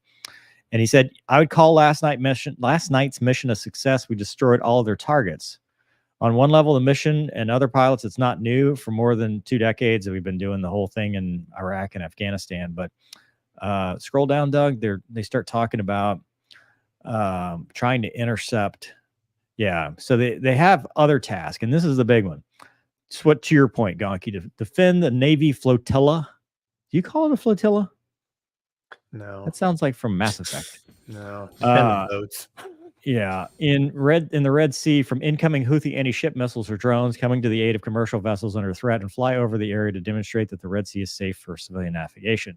We will be airborne, and then if tasked, we will shift our position to protect ships that are distressed if called upon. Our presence is the important thing that reinforces that it's safe to operate in the Red Sea. 1 to 6 hour mission, he said. Planning begins about 12 hours prior.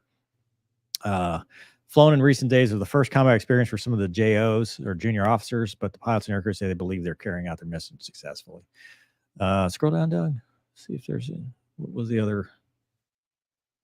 Then they start talking to the helicopter guys that not only take off before, but they land last, and they're carrying Hellfire missiles and guns and rockets, and they're obviously the ones that shot the pirates before. So he says, nope, there's no fear, but we're ready to provide rescue regardless of location of the adversary.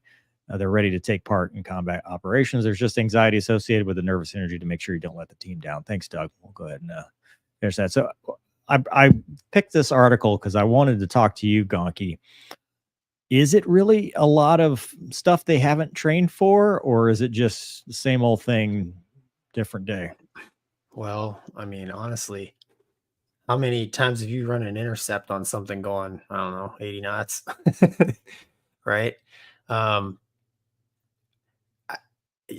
never, we trained to intercept aerial targets that were generally airplanes, like certain types of airplanes, usually, a striker flying a striker profile, a fighter flying a fighter profile, that kind of stuff. The whole drone thing, it's new, and I don't know if there's tactics. I don't know if there's specific training they're getting regarding, running intercepts against drones. The Super Hornet's more than capable of doing it. But the details of it, I don't know. And it wouldn't surprise me if they didn't have, the exact training to do the job that they're doing. But I mean, man, an aerial target's an aerial target, right? So, and it really depends on, are there orders, to intercept an ID first, or is it, hey, this is hostile, right? Because if it's hostile and you've correlated, right, and the Swiss cheese is all lined up, you can shoot them at range, no big deal. But if you can you imagine like intercepting and IDing a drone cruising at, I don't know how high off the water, just going really slow? It'd be hard, right? I mean, it would be hard in the sense of seeing it with your eyeballs because you're probably moving pretty quick. But if you did see it, it's like, well, it has to be a drone. Because it's tiny. I mean, Right. we just had hearings about stuff we couldn't identify in front of Congress about stuff that's over the water and you don't know what it is. They're called I mean, UAPs. dude, the short answer to your question is I've never received any training specifically doing what the guys are doing now out at sea. And I would be surprised if even they did. I think they are adapting and overcoming. I mean, Casmo, to your point previously about the drills, about the Joint Readiness Center and stuff. I mean, that's stuff that's been integrated. And I mean, I think you have to, across the board, integrate it into all areas of operation. Yeah, I mean, but things like that takes time, and it's also a culture thing. I think, you know, like guys grow up, this is the threat, you know, and that's kind of like where you're hard locked on, like, I'm worried about this threat. Yeah, but that's not the threat anymore. Yeah, but you know, and guys get kind of hung up on that. So I think over time, yes, but I mean, I remember talking to, gosh, I think he was an F-15 guy years and years and years ago. And I was asking him about, like, well, how hard is it to find helicopters for you guys? And he was like, well, it's really easy to find you. It's hard to identify you and hard to engage you and stuff. And he was talking about, like, this was after, 9/11. He's like, that was one of the most challenging things for us, is trying to run intercepts on like Cessnas and things like that. And there was that Cessna a couple years ago that went through the presidential airspace up in New York, and the F-16, you can get the audio, and he's having a hard time finding this stuff. So I feel like the tactics, if you guys could do it easily, you'd already have done it. Like, if you can intercept a Cessna, you can intercept a drone. Well, I think Casmo, the probably the biggest help they have is probably a targeting pod. You know, I mean, sure. So I mean, it's a testament to the radar and the targeting pod that they've shot down as many as they have. Because you on the news, dude. I mean, I'm a mech scan guy, right? Mechanically scanned radar, dude. We'd be screwed with the old radar. Oh yeah, because this is just. I mean, luckily the technology, the drone technology is kind of dumbing down a little bit because they don't need it. You know, because they can wire some sticks together with some fans, and it's just put a bomb on it. But because I've seen those pictures too. But luckily the radar and the sensor technology has accelerated, and the Block 3 Super Hornets and all this stuff. I mean, those things have incredible sensor suites that allow them, and a helmet, Jahimics, to be able to look out, and it's sitting on the thing to VID it, versus 20 years ago we didn't have any of that stuff. And the rate, cruise missiles and stuff were like, God, dude, that's an Eagle thing, Dude, I mean, these drones are even, I mean, they're way smaller and slower than a cruise missile, I mean, and we trained against cruise missiles, right? So it's a testament to, I mean, this training officer to be able to go to his squadron, and they, that it kind of disproves the whole Top Gun Maverick thing, because they didn't go find the 10 weapons officers and the oldest guy in the Navy. They just said, hey, on the Enterprise, who do we have? Oh, we have a training officer. Yeah, let's let him do this. Can we just figure this out ourselves? Yeah, cool. Yeah. Well, I mean, I mean, I'm sure there's like, hey, Tipper, here's this thing just launched. There's a whole. It's not just the fighter pilots out there making it happen. So you're saying they got the oldest fighter pilot to come out and see if he could help? Not you. I'm younger than you, Gonky, so this is your day, Dobbs.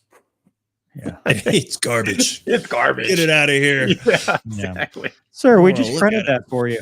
Screw your limitations. Exactly. Yeah. That's all I do. Screw your ops limits. Well, he did overspeed and over-G the jet, so there's that. Our pilot says, for Casmo and Mover, kind of same question. My father did hydraulics, HS-11 on the Wasp, on the Sikorsky H-34 and SH-3s. Ever want to fly an old school helicopter or fly with people who did?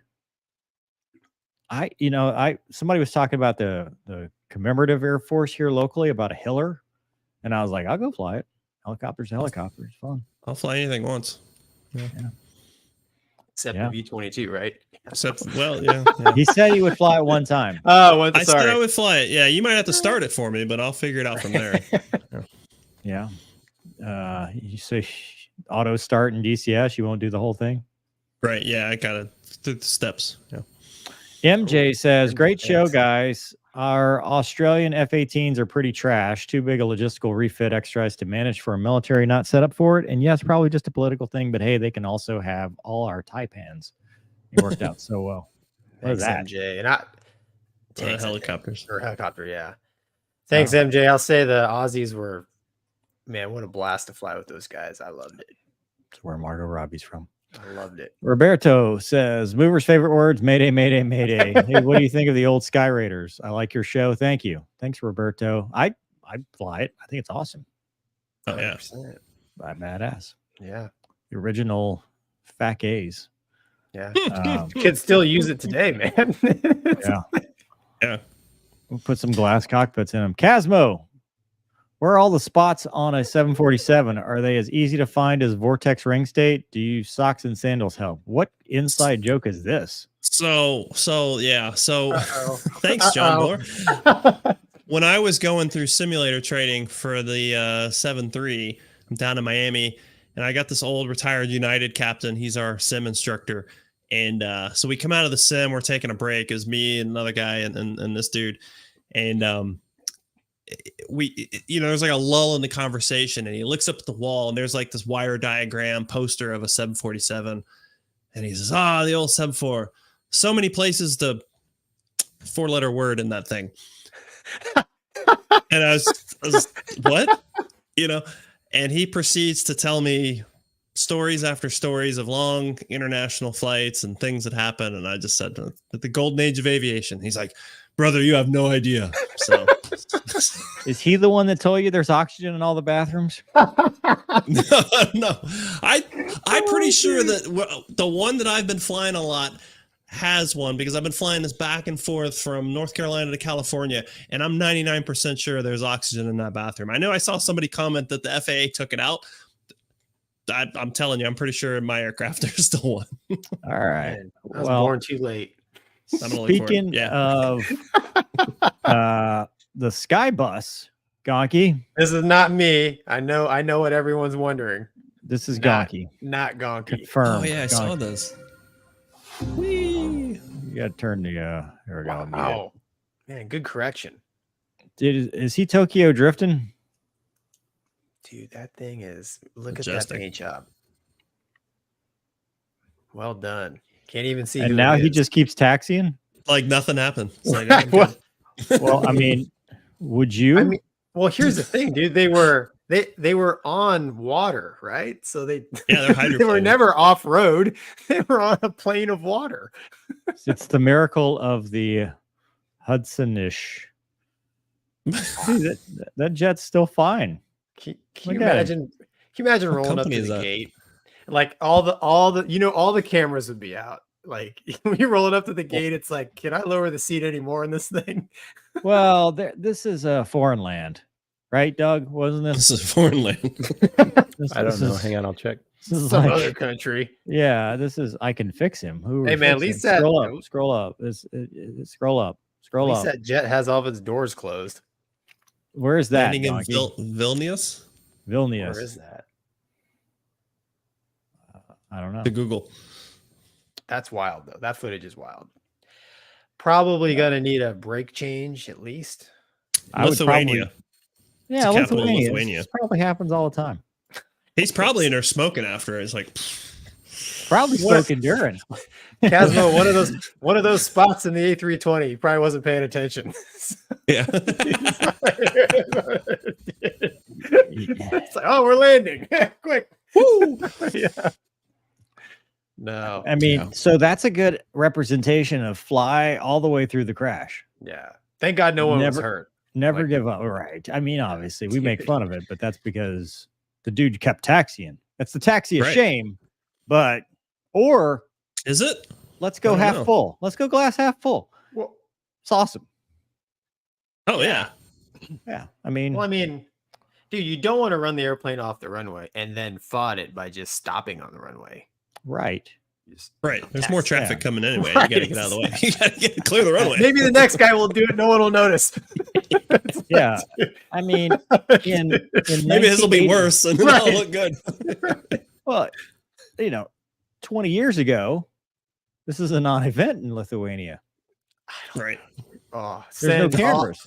all of our Lithuanian fans. There's no cameras. Send all There's no of your. cameras. So all your it just comments. never happened. This It is did your not clip, happen. sir.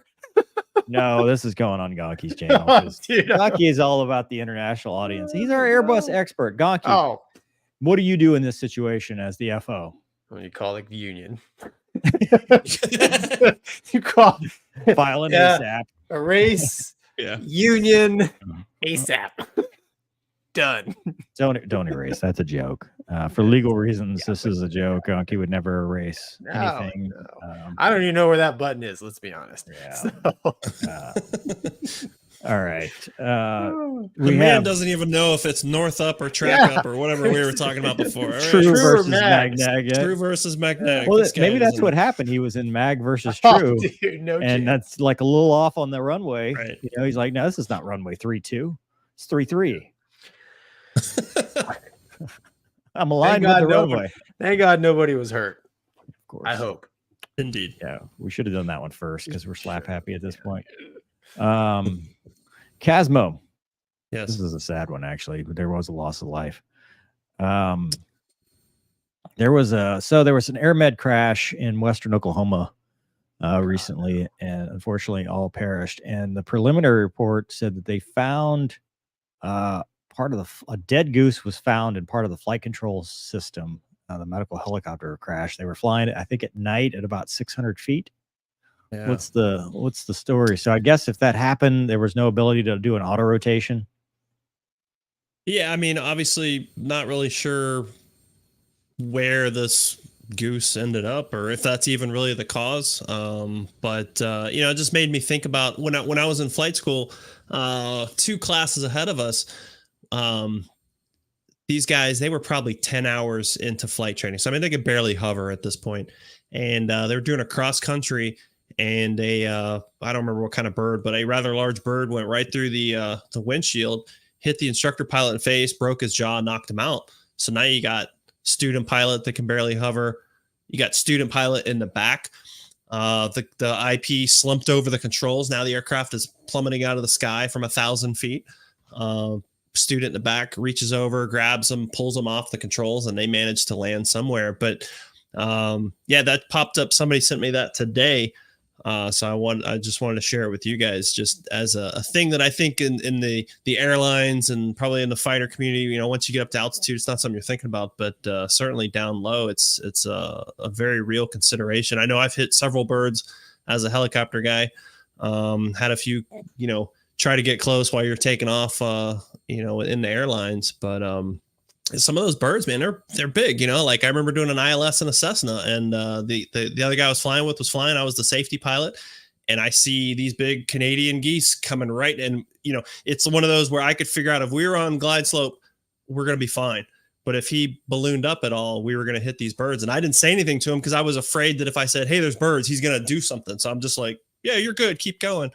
But a very real concern, and quite possibly in this case has caused this loss of life. So it's pretty terrible. What's really scary is night 500-600 feet. Dude, I think they had no idea. Right. I mean, you just know 1 minute you're flying, the next, because no time for an auto rotation. If you could even do an auto rotation, if it hit, because they said, I think the transmission was separated. They found it and like it had actually separated. So, I mean, you can't auto rotate with something like that, right? It's catastrophic at that point. And like I said, at night, even if they're probably flying under goggles, but still, you're not gonna see that. Yeah. So 1 minute you're going, and the next minute, that's it. Next week, I think we're gonna have Daniel Flores, who's the Apache pilot, another Apache pilot. So 2 weeks of Apache pilots, man. It's the month. Man, what's of happening to February. your show? I know, but he it's not going so hot, Casmo. It's not going great. Yeah, well, he sent me this as well, and he's an EMS pilot now. So he's flying EMS, and so he's obviously very involved.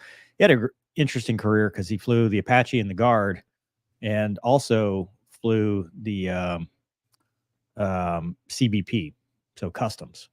So he flew for Okay. those guys as well. But just a very tragic thing, and obviously we feel for the families, and we're not going to speculate other than what the NTSB has just said. But I just, as a pilot, those are the ones that scare me because if I go out, I'd like to at least know that I was like flying all the way through the crash. But dude, something catastrophic like that, where 1 minute you're flying, the next minute that's it. That's what scares me. That's the kind of stuff that would keep me up at night because it's so random, like a bird. It's just there's no guessing that, Yeah, just crazy. Even airplanes and the civilian school I went to, man. These student instructor flying at night in a twin engine Seminole, which is a T-tail, goose at the tail, and it knocked the linkage out of the tail, and they didn't make it. You imagine just flying along, and all of a sudden, you can't control it. It's crazy. Yeah. All right. Very sad. Moving on. We're not going to cover that one this week. We'll talk about it next week when we let that picture settle. Tomcats, Gonky. So Casmo, dude, Gonky and I went out we're gluttons for punishment. I see you cracking your neck because you're probably remembering it. We went out a couple weeks ago, about a month ago now, and we did a marathon of DCS because Gonky obviously likes his marriage and will never have a system of his own because his wife would abandon him, he says. Anyway, so he has to go to this place called Wings in Pensacola, which is really awesome. It's amazing, yeah. They don't charge him anything. They don't charge anybody. It's just the thing they have next to their shop. And Butch and Mike, two awesome dudes. We went out and we spent 5 or 6 hours. I think it was about almost 6 hours in the game. Straight BFM. And we did BFM, Hornet V, all the things. So Gonky was in the Hornet, and every week we kind of primer it. Last week it was pretty cool, which Gonky pissed off the DCS community because he compared it to real life, but didn't do it right. Yeah, I never say the right word. You got to use the paddle switch. That's what I know. That's what DCS has taught me, right? It's dude. Hey, Gonky, you can tell me this. Raymond taught me this the other day. Did you know the DCS people use? They go spin override. I'm not kidding, dude. Why? Because I think in the ones we flew, that wouldn't do anything, right? In the 23X or whatever, it won't do that. Man, remember it was safety wired shut. Yeah, I don't think you could do that. But apparently the exploit Raymond taught me, and I tried it, and it gives you more alpha and rudder authority, but you'll depart the jet, is to go spin override switch up, and the jet will like do some real crazy slow speed stuff. So I'm digging like way back. So when I very first started flying the Hornet, there was 2 different procedures. Departure was one, like spin was another, because there was like a falling leaf mode. It was different. And I remember one of the steps was the flipping the switch. And it's been so long, dude, but it does something funky with the flaps. So yeah, I mean, any airplane, if you're going in the servers, like if you go fight all the people they want you to fight, they're probably paddling and using the spin override switch. Okay. Stuff you'd never do. Have you ever done that in any? I still have my wings, sir. I did not die, sir. Anyway, but my point is, so we did a whole bunch of sets, and we went all the way down to like P-51 versus Hornet and F-86 and stuff. So this week, the one we're doing we're releasing on Friday was Tomcat versus the Hornet, and I had some issues with my VR headset, and I wasn't hearing. I wasn't hearing Jester when I went and started editing. He's talking the whole time, and I'm like, oh, I thought just the Russian version. There's no Jester, so you're gonna get to hear him complaining the whole time. Yeah, because there's like an audio setting for in cockpit or something. Yeah, I had it all messed up. Anyway, that's it. You guys did 5 hours in VR? It was awful. I'm still hurting. Well, people were like, "Why'd you only do one set in the MiG-29?" Because my head was last. My head was about to detach from my body. Yeah. Like I was like, literally, mover, no more. Like, we were at the end. I'm bingo, out of here. The things we do for our people. I know, man. I feel like I'm gonna have to enact my jump seat privileges and come down there and yes. and dogfight with you. Oh, Well, yeah. you could just join us on the server. Yeah, like, well, I could do that too, but be Yeah, cool. I'm terrible at Cosmo, so you need to beat up I, on me. I'm a helicopter pilot, so I don't know what I'm doing. Dude, Gonky should have been a helicopter I pilot. turned. Covered that earlier Yeah, in the exactly. beginning of the thing. this is why nobody believes me that I actually flew the Hornet. They're like, oh, He doesn't even know mag or Doesn't you know. even know. It's true. I mean, Wait, this Steve, guy. what gets me, speaking of they say Gonky's not a real fighter pilot. I love reading and Casmo, you know, dude, you know this. I love reading the comments that are assessing our BFM based on the videos that we're publishing. Like we're not drawing lines.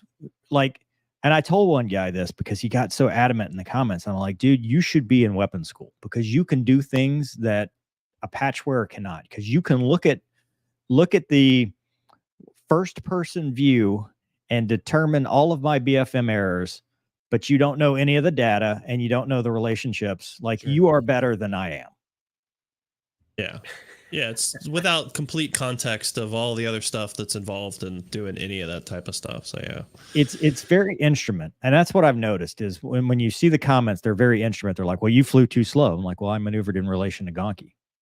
Well, you didn't. You know, it's like, well, why didn't you keep your speed up? Well, because we were in that fight. We got to that point, and you don't just arbitrarily do numbers because you just watch the comparison video I did. I mean, it's different. Yeah. yeah. You know, I mean, it's different. It's the same fight, one circle, and it's different. Like, just look at the way the airplanes. I mean, I don't know. You can. The thing that gets me is you can literally show them, and you still get hate. And we're not looking for hate. I'm actually trying to answer the questions that we get asked all the time. And you know, some people like it, some don't, which I'm okay with it. I'm trying. You know, Moore and I and Casmo, we're just trying to answer the questions, right? So. I don't know. I don't anymore. It's like Sisyphus pushing the rock up the hill. You just can't do it. Casmo, like, suck it. Just deal with it. Yeah. It doesn't work that way. Deal with it. Dude. All right, moving on. Uh-oh. There we go. We're back. Good segue. I hit the mute button somehow. I'm looking at my phone because I took a picture of this at Drill Weekend. Don't mess this up, Mover. For those High that stakes. are watching, I unapologetically have stolen this from an actual director of psychological health. So you know it's legit. Gonky we made the decision at the same time. Gonky directed me to take this photo. I was like, use this. Well, because we have the mental health minute. They have the DPH minute. So I'm like, well, that's obviously, and plus it's government. They can't copyright it. But the mental health minute for this week is effective communication, which I thought was amazing. And it says successful communication helps employee morale, retention, engagement, productivity, and workplace satisfaction. There's some tips. And do you know the 7-38-55 rule? So communication is like 7% what you say, 38% how you say it, and then the rest is 55% is the nonverbal cues, body language, stuff like that, which I didn't know. It's very specific. But then when I saw this on the slide where she says, be clear and concise, that's what made me think this would be a great topic for us, because we like to talk about how we relate mental health to the flying world, right? Because that's where pilots, that's all we know. And one of the things we talk about, and sometimes it's even a mission objective, is clear, concise, correct, 3-1 comp, 3-1 being the big book of how we use brevity words and stuff like that.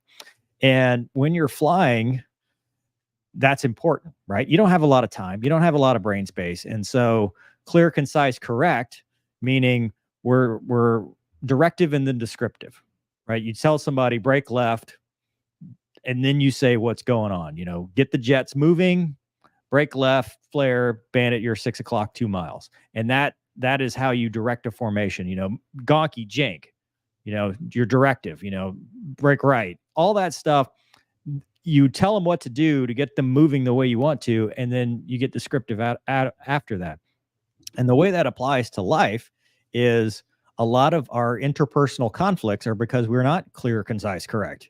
We like to use, there's so much nuance and there's so much body language and stuff like that. And a lot gets lost in translation, especially in written word, text message, emails, tones, all that stuff, when a simple phone call can sometimes work.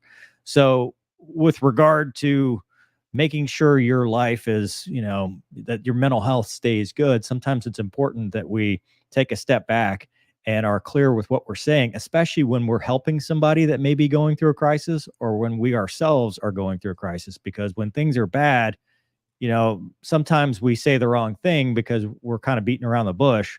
But if you just directively say, here's what's going on, here's how you fix it, then it can get better. So I'll say that, and then I'll add my weekly pitch that if you're going through something, communication is important. Tell somebody, speak up, raise your hand and say, hey, this is going on and I need help, because that's the first way. And if you're seeing somebody go through it, that's when that whole directive and then descriptive comes in, like, hey, let's talk, go talk to somebody. And then we say, go talk to somebody, because if you hold this and you harbor this and you keep this inside, it is going to bubble over and become something much worse. So there's outlets. Like, I think it's awesome that we have a director of psychological health at our wing.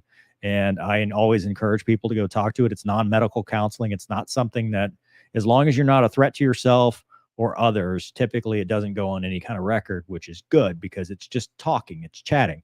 There's military family counseling in a lot of squadrons.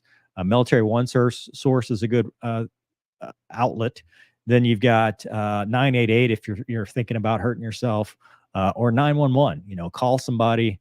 I can't tell you as a law enforcement officer how many times I've been on calls, and it's better to go and be able to intervene and stop something than it is to see the outcome, because it's horrible for not only the person that does it, but their survivors and everybody else. And I always say, and I'll keep saying it, don't take a permanent solution to a temporary problem.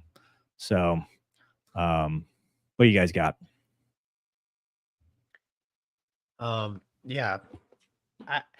In the airplane, clear, concise comm is so important. I used to be the type where I didn't, when I was a younger guy in the Hornet going through all my quals, it was very important, clear, concise comm on the correct radio. And I can't tell you how many times I had hours of debrief because I said it on the wrong radio and the wrong whatever. And I got to a point where I didn't think it was as important as it was until I went and experienced ground-based control.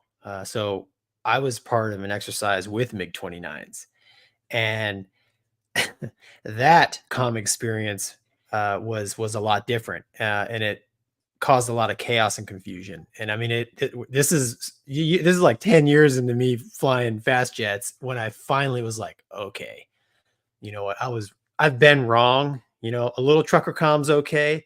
All trucker comm, no, doesn't work, right? Because so many things get lost, and it is SA crushing. Now that's airplanes, tactical airplane flying, right? Even in airliners, communication is so important. That's how we build a picture in our head for safety. The Singapore the crash in Japan, the A350 landing on the Dash 8. Clearly, the Dash 8 crew, there was miscommunication there. What were they doing on the runway, right? So it's important in civilian aviation, and in your personal life. I can't tell you, almost every fight that I have with my wife is miscommunication. Mainly it's me doing the miscommunicating because I'm a horrible communicator. I just think that she can read my mind sometimes, right? And she can't. At work, when I was new in my first fleet squadron, my skipper, and this is like almost 20 years ago, and he's still in. He's an admiral. He's a smart dude. He told me, he said, listen, man, if you need to get something done or you need to figure out a problem, get your butt out of the seat, go down, find the person and talk to them face to face. Don't send them an email. They don't know, every time you send an email or text, you can't see if the person's laughing, crying, smiling, frowning. Is he angry? There's so much that's lost with just typed words. And, how can that can tremendously affect your mental health. You might think someone's super mad at you and it might drive you nuts all day when actually they're just having a good time, right? They're playing a joke or something. So communication is very important. We're beings that that's how we interact, right? This podcast, we're communicating, right? So it's very important. And, like Mover said, if you're thinking about hurting yourself, get help, communicate, talk to somebody. People care. A lot of times it may seem like maybe people don't care because you haven't communicated it and you're holding it inside. So, whether it's, your friends, church, counselor, if you reach out for help, someone's going to help you. Yeah, I mean, there's not much I can add to what you guys have already said, except I will just say and reiterate, because it was important for me as well, is 100%. You have to talk to someone, and being clear and concise about your problems is important. And sometimes that's hard to do with people that because you're afraid of judgment, or you're afraid to let people see a different side of you. And I will tell you, as someone who did see a counselor, for maybe a year at one point in my life, like, I was amazed at the stuff that I talked about on day one, like the very first time.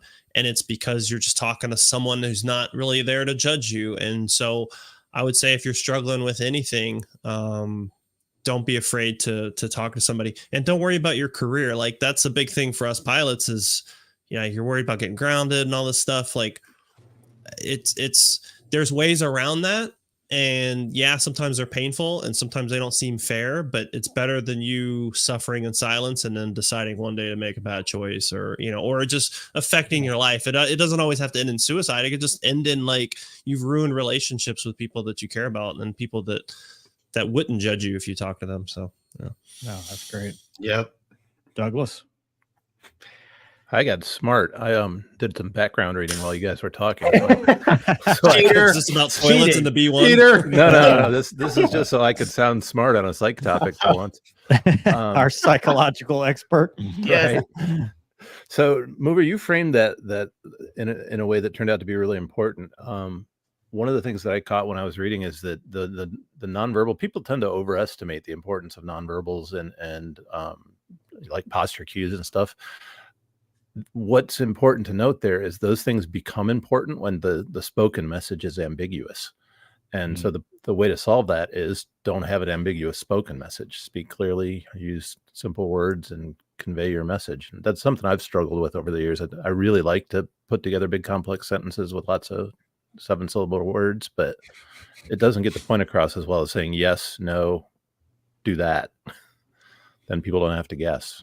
And because, as Gonky pointed out, nobody can read anybody's mind. And if you think you can, you're probably doing it wrong. And, I'm fortunate in that I have a little bit of a diverse background because of the law enforcement thing. And even my current military job, I get a lot of people coming to me for help for different things. And it's tough to help somebody when they're, like you said, Doug, when they're kind of all over the place. Because it's always emotional. When you are going to somebody for help, it's an emotional time because, you feel like you've been wronged. You feel like things have happened. But the problem is when you're going to somebody for help, they have to be able to frame it and understand it in a way that makes sense so that they can then relay it to somebody else that might be able to help you. A good example is, law enforcement. When you report a crime, and I can't tell you how many times I've been to a call and you get the backstory from 20 years ago. You get the whole, then they stole my car, and then they told me that, they didn't love me anymore. And then it's like, well, wait a minute. Much like a marriage, correct, Gonky? We were called here because of some kind of battery. You know what I'm saying? So it's important for yourself, I think, to sit down and kind of frame your own mindset and then be able to communicate it to others. And kind of, I think that would help. That helps you narrow down and whittle down what the actual problem is for yourself before, when you go to somebody else and you're like, hey, I need help because this is going on and this is what I would like help with. That's it. It's very simple, but sometimes we make it more complicated than it needs to be. Yeah, true. And the same thing goes when you're helping somebody. You need to active listening is important, being able to repeat what they just told you, but also kind of being able to guide someone, especially somebody in crisis, that, hey, let's worry about the nearest alligator to the boat. Let's worry about what is the nearest threat right now. And if that is they're wanting to take their own life, then you as a friend need to grab them physically, don't let go, and be with them until they get to somebody that's a professional that can help them. Because once you let go and once they're out of your sight, all bets are off. Well, the nice thing about communication is you don't have to wait until, you're in dire straits. Like, even if life is going good for you right now, to prevent, things spiraling out of control, as you would say in the future, working on communication, no matter how good or bad your life is, I think is beneficial just across the board. Right. I mean, we're in an age today where people hide behind a keyboard, say things maybe they wouldn't say if you're face to face, right? And it's toxic, right? So, I'll echo what my old skipper said, as much as you can, do it the old fashioned way. Talk to people, right? Really communicate with people. Yeah, I agree. All right. Anything reattacks? We got some comments and then we'll wrap this up. Sorry, Casmo. I know you're an East Coast. You still an East Coast guy? Yeah. North Carolina. Bedtime. Yep. John says on this topic, it's extremely powerful to communicate. I get you. I understand. I see why you feel this way. This kind of empathy disarms us. Daniel J. Siegel. Yep. Thanks, John. Costs nothing to be empathetic. John Bloor, Casmo. We did this one. Damn it. I just read a good one, though. It's a real good one. You'll be thinking about it later. They don't, if it doesn't get removed, I just read it anyway. Roberto says, just been watching the old Vietnam rescue stories. The Skyraider guys used to do incredible stuff. Yeah. Thanks, man. Here's the next one. Janitor's back says, how about World War I? Stop with Campbell to fight drones. Probably got to use the blip switch. Oh, man. OV10. OV10, yeah. Better have good aim. Plexi. I don't know anyone that uses a spin override switch. We're degenerates, but even degenerates have standards. No, I do. I do. There are no standards. Yeah. I was demoed this previously. MJ. Thanks, MJ. Gonky. Yeah, our guys are great. I flew rotary back in the day. Oh, cool. What is that, Casmo? What's a 5 AAAVN? That's their 5th aviation something. Oh, that's not Australian Army Aviation, if I remember correctly. Look at that. And knew a lot of the pointy guys, mostly pig drivers. Is that the F-111? Yeah. We had the same leadership issues as you all, but it was a great family. Our guys rock. MJ, most of the Aussie fighter pilots I hung out with were the F-111 guys, because when they transitioned to the Rhino, they all came to Lemoore, and I was an IP there. And we got to train with them, but we had guest IPs that were from the legendary Legacy Hornet, and it was great. We all went to Key West in their fighter phase, and it was awesome. Great dudes. Oh yeah. Zippers forever. We've come a long way. No one talked in the 80s, and too many took a permanent out years later. We lost security clearances if we spoke up. That's not true anymore, so we speak up. So speak up and get help. Yep. Thanks, Zipper. And that is it. Is that a wrap? Yeah. That was it. Wow. We made it. Nice work. Yeah. Casmo. It's been yes, a pleasure, sir. My friend. Yeah, thanks, Casmo. Yeah, we're gonna have you on more often. Appreciate it. Dude, that camera is amazing. Like, you look beautiful. It's very high definition. Yeah. Very good. It's a Lumix. Yeah. Wow. Gonky, you need that. Just imagine how many fans we have if Gonky had such technology. Gonky's come a long long way, though. Let's be real right now. Like he's true. We're up here right now. Gonky, yeah. That's true. Come on, man. No, I'm happy to come back anytime you guys want me to, though. A lot of fun. Yeah. Nice. Awesome. What's the story with your stuff? My show, yeah, I mean, I do it when I can. I'm always on the road, and then like we were talking about earlier, it's hard to find guests. I need a Gonky. That's the problem. I need a Thought you had Barundas. sidekick. You mean, wait a minute, you mean a pretty face? Right, I need a pretty face to go with my massive brain. Yeah, but my schedule's hectic. That's been the 100% problem. It's just trying to track down the time. My schedule is so inconsistent, so that's the challenge. I do it when I can. Do you need an E2 guy? Does anyone need an E2 guy? Oh, never mind. Internet's Never gonna shut you down. That just send all hate mail to Casmo, not to us. God, damn, that was rough. Good job, Mover. I was trying to. It was a layup. It was supposed to be easy. Like, I'll take Wombat on my channel anytime, and he can talk. I've never talked to Wombat. I don't know Wombat. I haven't spent any time with him. All right, this goes back to the mental health minute on communication. If you don't know him, don't open with. Don't beat him up. Yeah, Thanks, don't man. open when I'm trying. It's a nice layup. No, but Casmo, if it's Rios and Wizzos, you can totally just blast them. No problem. You're not real people. See, they're not real. Yeah. Don't let them sit with us at the table. Yeah. Nerds. Next. Sorry. I'm kidding, Wombat. I'm just messing with you. Next week on the Mean Girls podcast. Gonky is the chief mean girl. I'm not. Dude, I'm just happy he brought it back because I felt bad when you bullied him out of using it. I didn't bully him. I'm a fan of the Tomcat stuff. All right. Stay in your lane. Stay in your lane. Yeah.